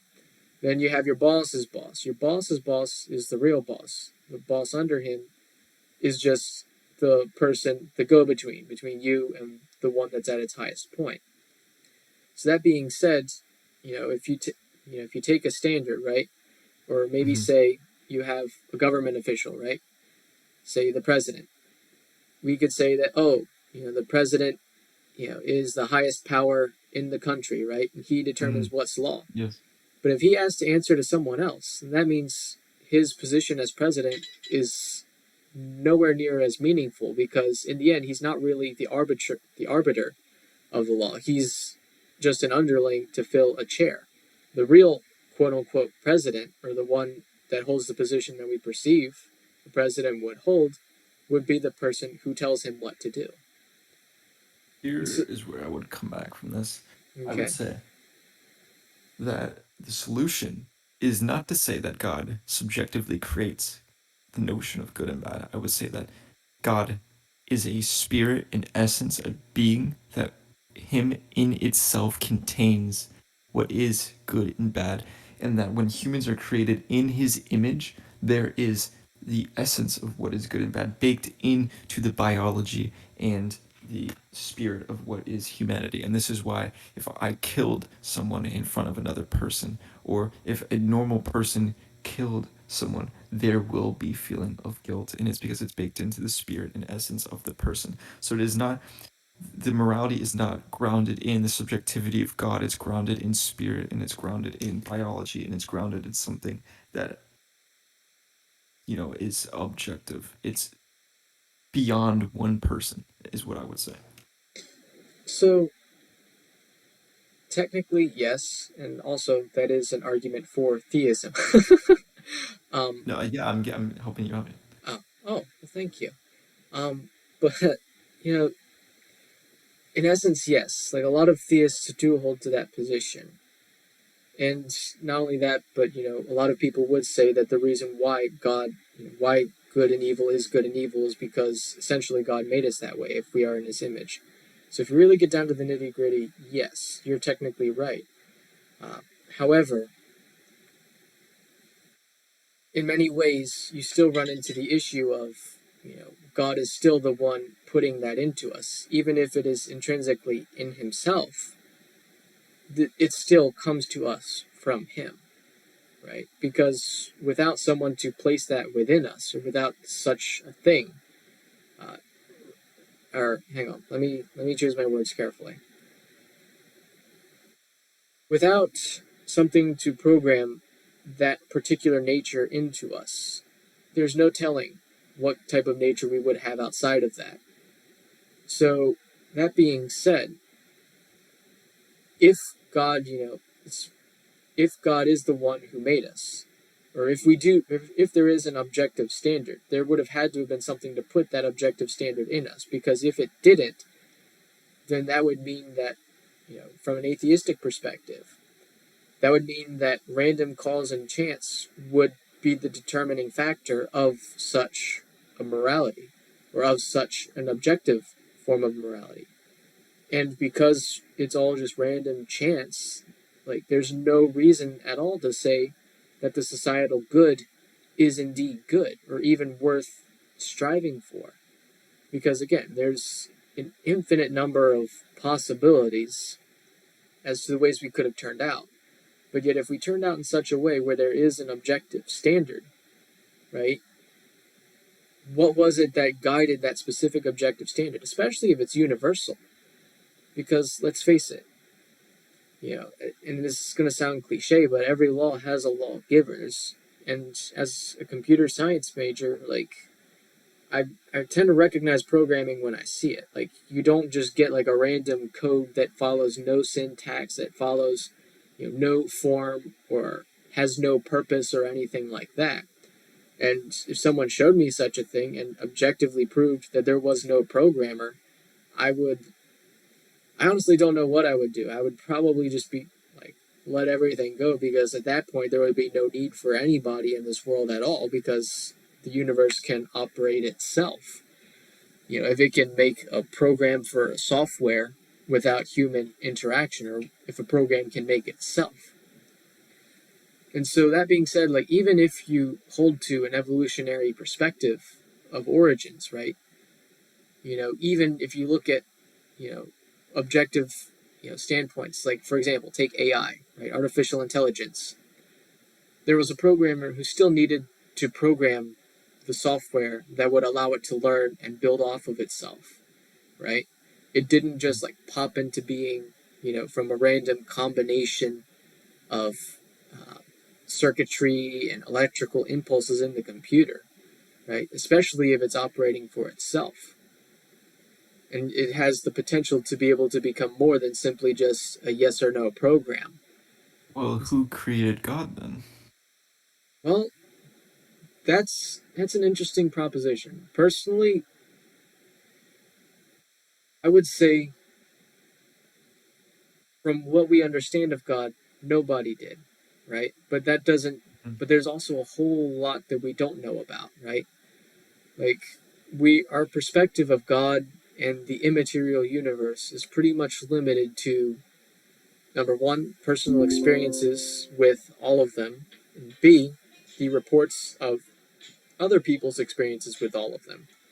So that being said, a lot of people say that, God had no creator, but supposing there's a lot that we don't know about the immaterial world, it is possible that maybe God has a father and God's father has a father. Like, it's possible. I'm not limiting that out. But from the biblical perspective, or even the religious or spiritual perspective, there's no indication of such a thing, or at least we haven't discovered such a thing. So, Wouldn't that make God not the Alpha and the Omega and the ultimate? Wouldn't that? so that also would tie into the whole time aspect, because again, God is the Alpha and Omega, the beginning and the end, but beginning and the end is also determined by our understanding of time. Without time, there is no such thing as a beginning or end. If God is outside of time, right, and He's the one who created time and everything within time and space, then technically, yes, He is the Alpha and Omega. And I would agree with you there, because like God would be the arbiter of truth and be eternal. I'm just saying that essentially I cannot confirm or deny because I've never actually seen heaven. I've never seen God. I've never seen Yeah, angels or anybody yeah, up there I just think to, yeah yeah, to say that like the universe is incredibly complex and there must be a creator. My simple rebuttal would be your God from its description is infinitely more complex, infinitely more intricate, infinitely more interesting, and yet you claim that there's no creator for him or right, for what he is. So that would be my response.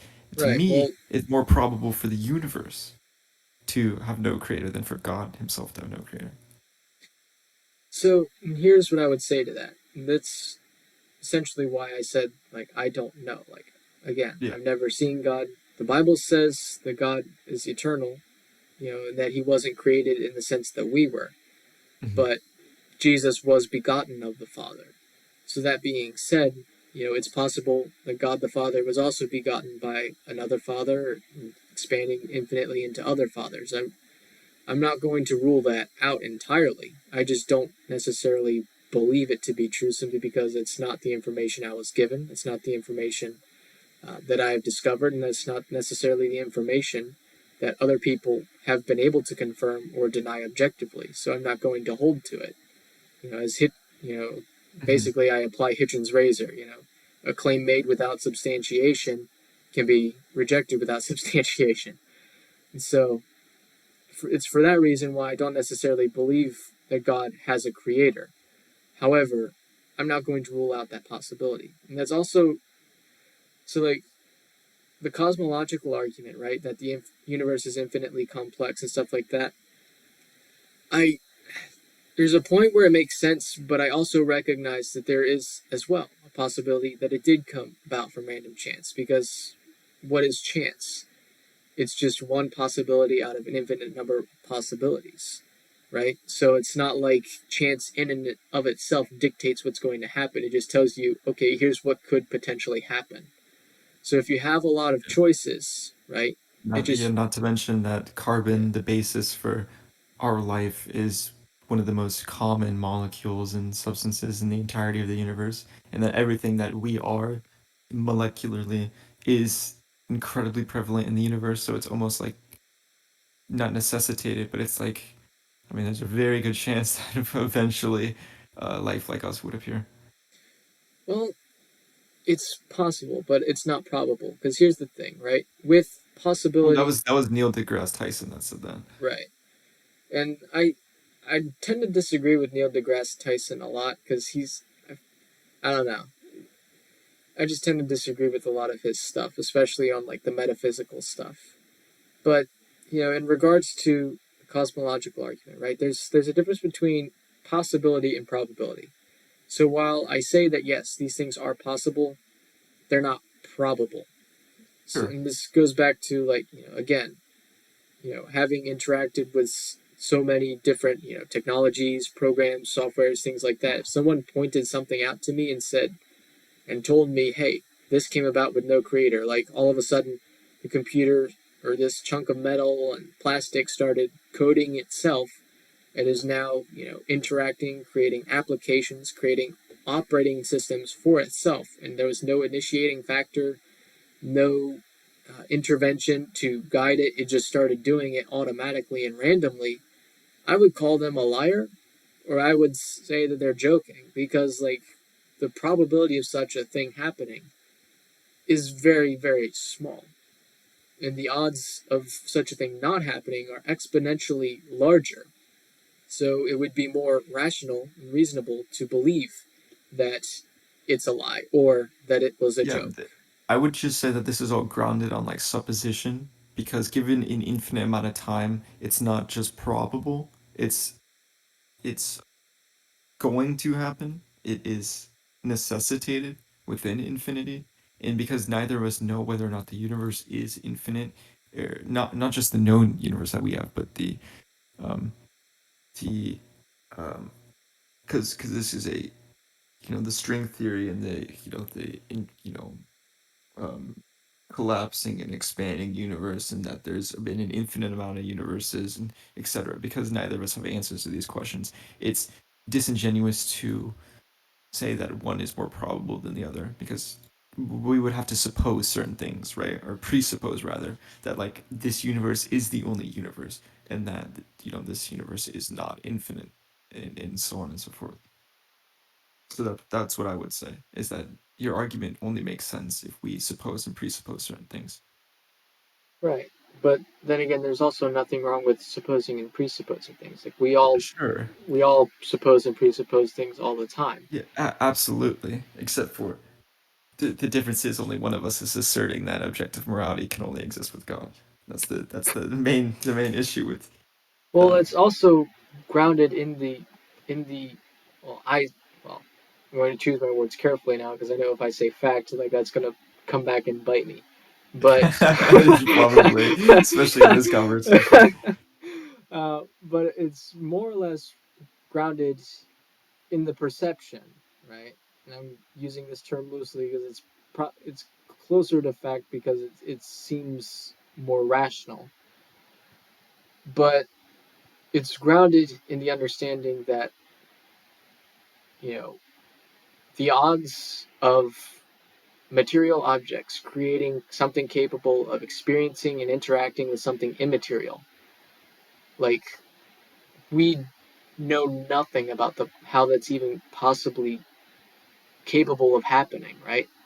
Because, like, again, from an atheistic perspective, unless you believe that we have an eternal soul and that there is no God, we are pretty much limited to materialism. Because, again, our very essence, our consciousness, would be limited to nothing more than a firing of neurons within our own brains, which is essentially just chemical reactions between cells, which is nothing more than atoms and electrons and neutrons interacting with each other. So that being said, like if it's nothing more than atoms, neutrons, and electrons interacting with each other, like we really can't objectively say what the right or wrong perspective on objective morality would be because again, we're limited to what those reactions dictate to us, not something beyond that. And Mhm. so it's for that reason I believe that we do need a God because with a God, comes the understanding that we are more than just protons, neutrons, and electrons interacting. There is something deeper that allows us to be able to experience and interact with the abstract and the immaterial.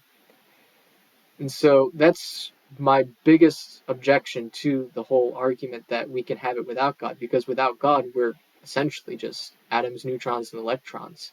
And granted, you might also probably rebut that with something like cause and effect, like, oh, well, we might be able to have a presupposition which supposes that if atoms, neutrons, and electrons react in certain ways, that we get certain results, and it's somewhat deterministic. But even with such an ideology, and I'm not saying you hold this, but I know quite a few people who do. But even if you hold such a stance on the matter, you are then faced with the same question, like, okay, how come one person's reactions of electrons, neutrons, and protons you know, dictates an objective standard that we all must follow, and that someone else's doesn't dictate it. You see what I'm saying? Mhm. So, what I would say is, I would say that consciousness is separate from the material world that we perceive. And I think the big critique of determinism is determinism causal relation, causality. A leads to B leads to C necessarily, entailment. I say that's incompatible with what we perceive as humanity. I would say psychology is not a science, it's more of a social science or a soft science.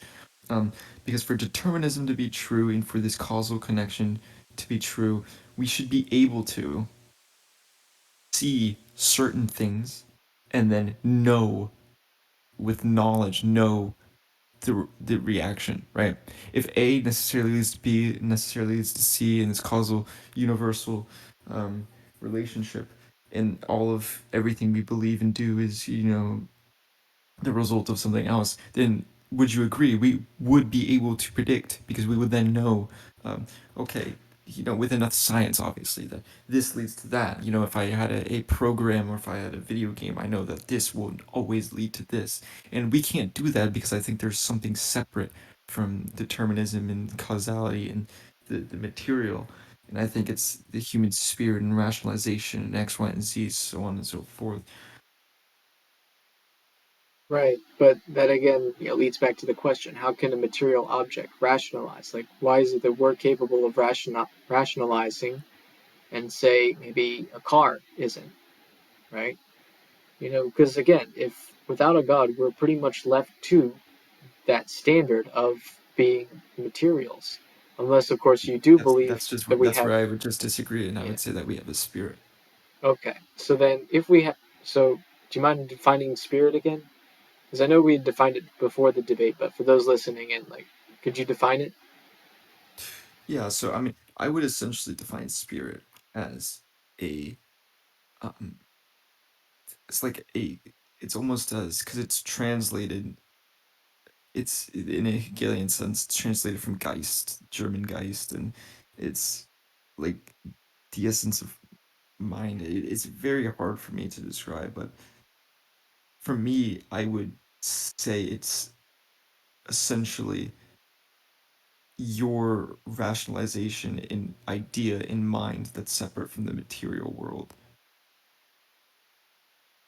in a Okay. way.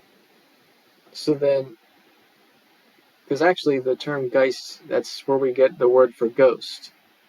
Yes. Um, so that's interesting. So like that's kind of what I would imagine when I say like the spirit or soul, like something immaterial that's beyond the material. And I would personally define a ghost or spirit as like a deeper state of consciousness or a mechanism which allows us to achieve a deeper state of consciousness by which we're able to not only rationalize but experience the um, immaterial.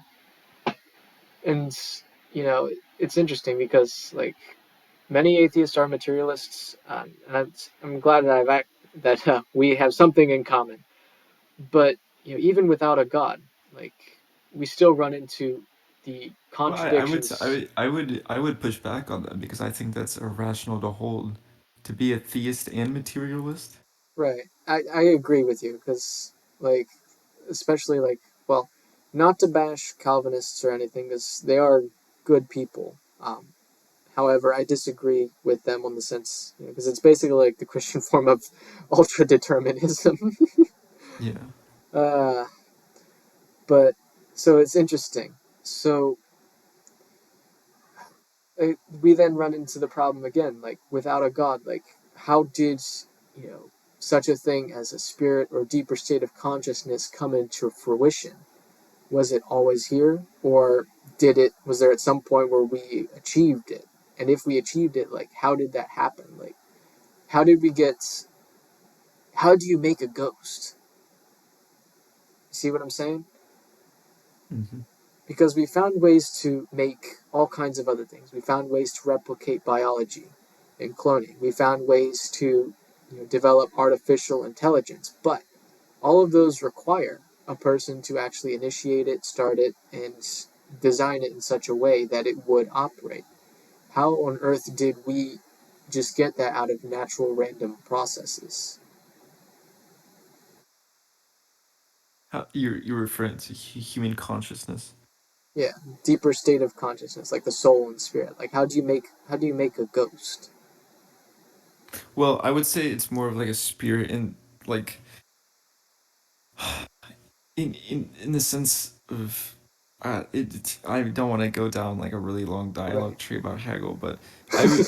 So I'll just go with a negation argument. I would just say, well, then how can you explain the consciousness of God and so on and so forth? I would just say, if humanity in our consciousness appeared through, let's say, evolution, why is that less probable than God appearing out of thin air or just always being conscious? And then I could argue, okay, if it's possible for something to always just be conscious, then why is it not possible for consciousness to just have always existed or have the potentiality to exist? Or maybe that consciousness is all over the place and that it's driving the universe all over the place and that we are just self-conscious and it can reflect on our consciousness because of something else. So, what I would respond to that is that technically, I would say that yes, if God is co-eternal, I believe that our souls are also have the same potential. However, where I would then go back with that is okay, well, if we have a soul, we have a ghost, so to speak, within us, right? And if it's capable of being eternal, then how come it's impossible that there is a God? Or how come it's less possible that there is a God?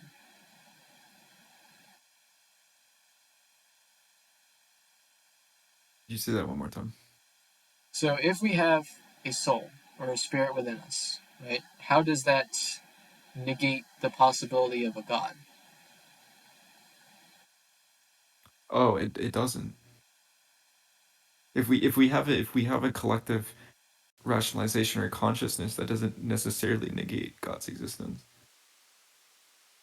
Right. And so that's why I'm a theist. Like, it makes more sense that there was a God that not only initiated the physical reactions that would go about the creation of our physical bodies for our consciousness, whether or not you believe consciousness was started at the beginning or um, was always in existence. I'll leave that up to the individual, but it makes more rational sense that there was something to initiate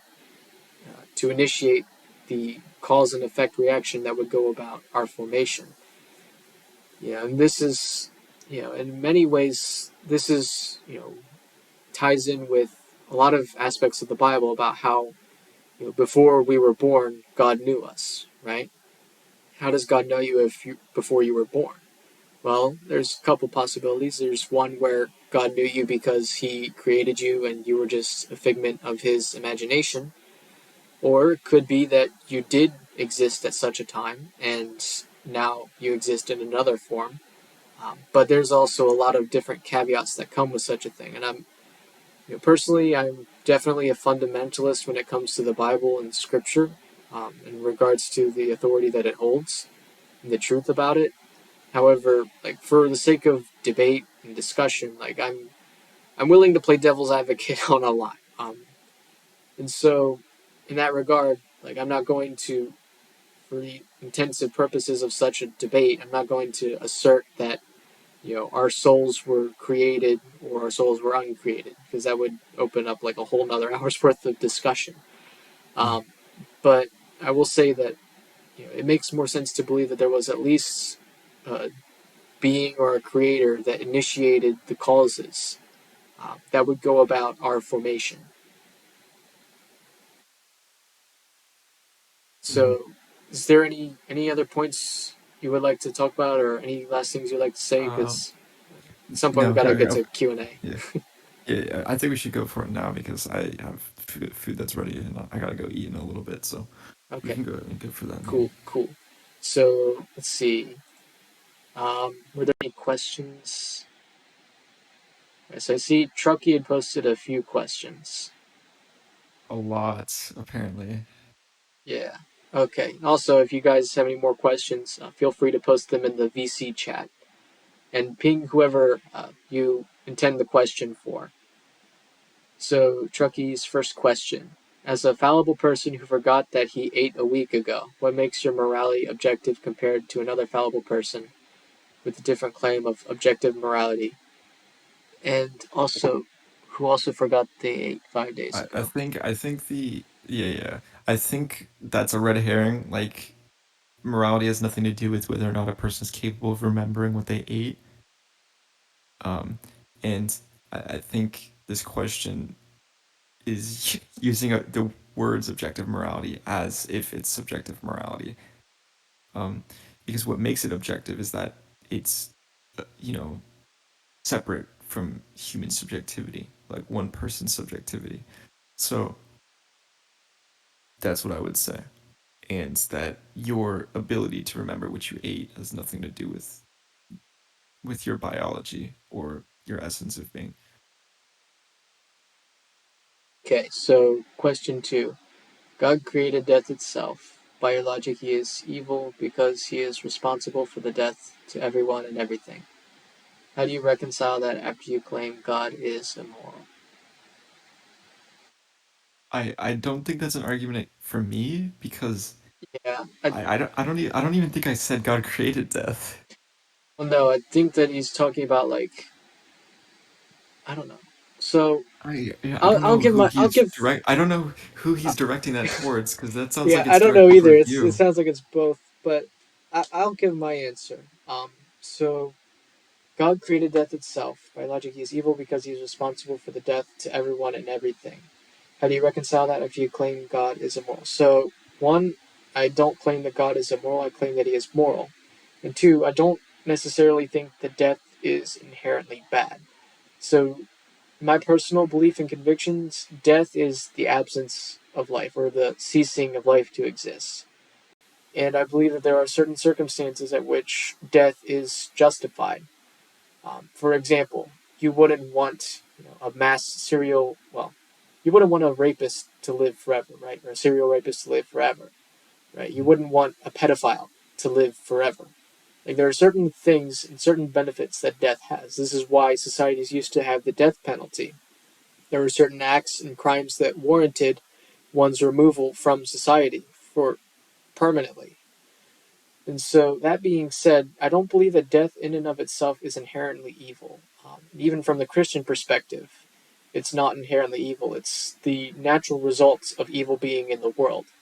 It's, in essence, the execution of justice for breaking the moral laws.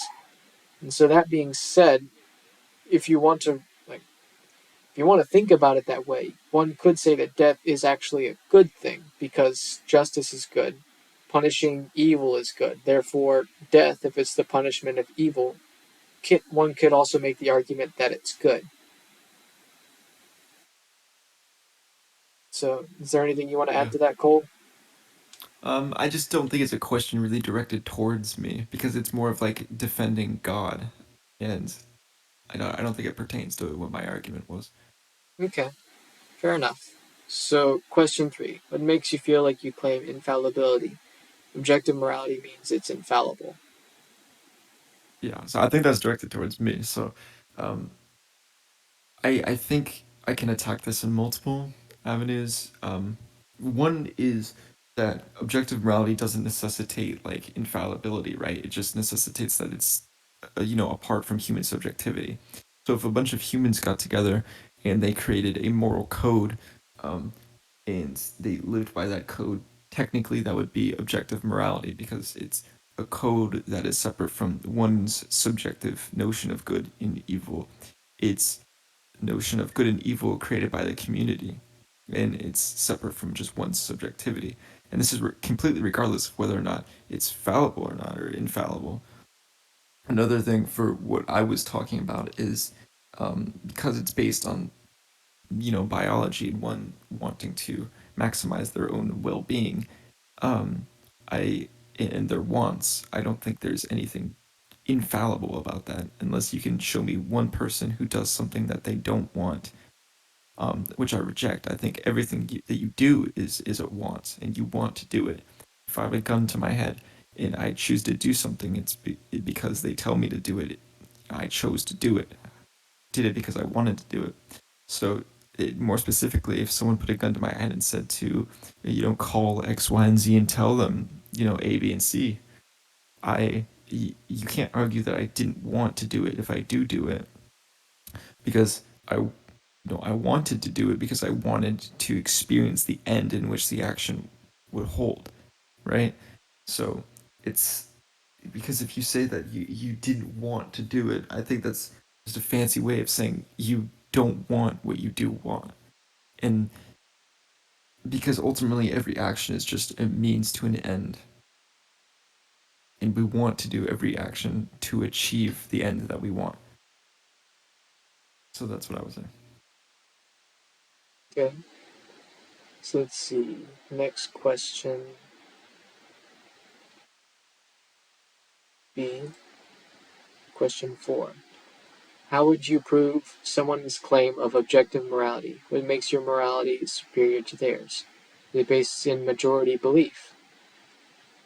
I think this is a twofold question. If you believe God is immoral, yet majority of the world believe in God, therefore by pluralism you're immortal.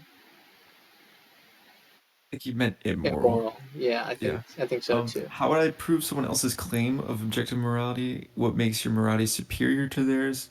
Again, this is where I made the distinction actually between ethics and morality. I think that morality can be subjective in the sense that um, you are trying to, like I gave with the handshake and the bow, and how one can be disrespectful and the other can be respectful in certain circumstances, but ultimately you're appealing to the same ethical standard of good, and that you don't want to like disrespect somebody. So I would say that this subjectivity aspect comes from um, the group and the community, but the objective standard stays constant. Okay.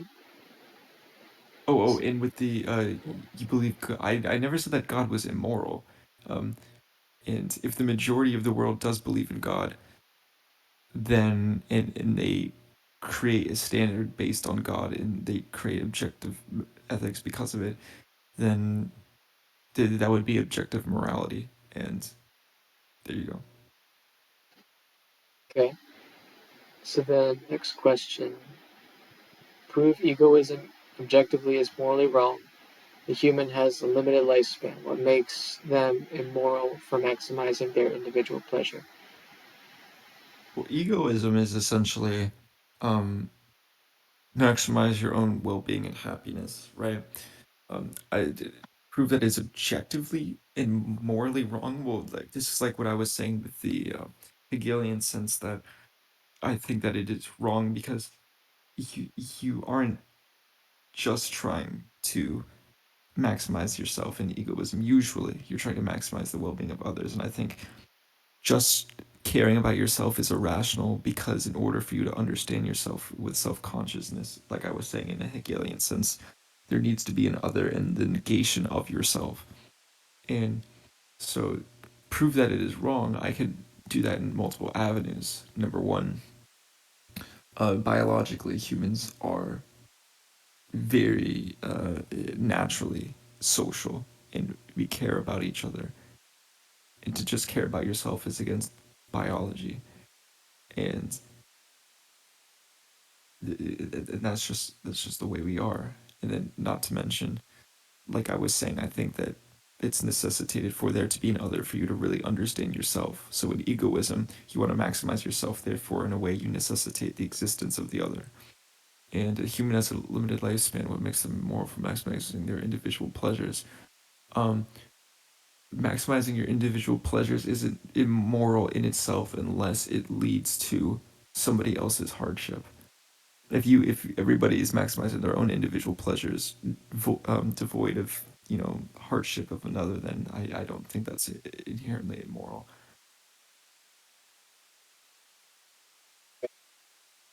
So then, question 6. How can God be able to do wrong if proven it's from God, when the objective judge for right and wrong is God himself? By definition, everything he does is objective good.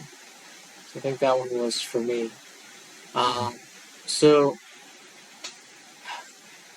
in regards to that question, how can God be able to do wrong when the objective judge for right and wrong is himself? The answer would be it would depend on your perspective of how God and morality are intertwined.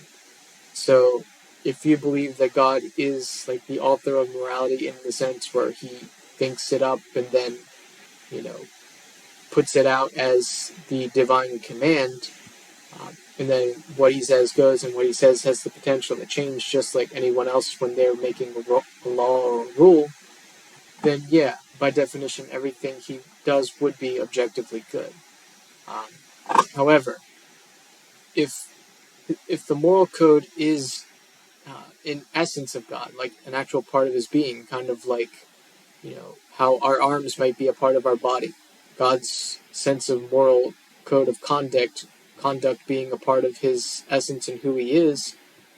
If you look at the relation between God and morality in that regard as them being inseparable, then God, by definition, cannot be bad, right? In order to do so, he would have to separate himself from that morality, just like one would have to. If I wanted to separate myself from my arm, I would have to amputate it, or if I wanted to be armless, I would have to amputate it, or if I wanted to change it, again, amputation. But if you take the perspective where morality is an integral part of God himself, like an actual attribute, then in order for God to be capable of changing it, it would require him to sever a part of himself. So it's a good question, one that I wish I had a slightly better answer for. But it's the best I can do at the moment because I really never thought of it that way. And because I have to go, I'll answer this one last question. Um, the one that's directed towards me. What is maximizing pleasure, or what I assume that's what if maximizing pleasure harms yourself, and your harm indirectly harms others? Would that be immoral? Yes, that would be immoral. And it would be immoral because, and this is a kind of a, in the sense that you want to maximize the utility, and if your actions indirectly harms another and ultimately creates negative utility, and yeah, I would consider that to be immoral in virtue of the utility that's taken away from somebody else. So if I do something with someone else, we should try to maximize utility, try to maximize our happiness. But if I'm performing an action that, number one, makes somebody else incredibly sad, maybe depressed, maybe suicidal, then you can't say that that is morally good because it's taking away from somebody else's utility and happiness, and it's not being maximized through my action. And if maximizing pleasure harms me, then you can hardly say it's good because whose utility and happiness is it then maximizing if not even my own? So it's bad in the fact that it's not perpetuating my welfare and well-being, or if an action that I'm committing that makes me feel happy, no matter the degree, maybe it makes me feel a little bit happy, or or really happy, if it then perpetuates a negative utility and it hurts the welfare, you know to a certain threshold and extent, then that would be immoral. That's what makes it immoral. And then with that, I have to go. Absolutely. Thank you for joining me, Cole, and Yeah, offering this debate. It was pretty cool. I enjoyed it. I did as well. All right. Have a good evening. All right, have a good evening.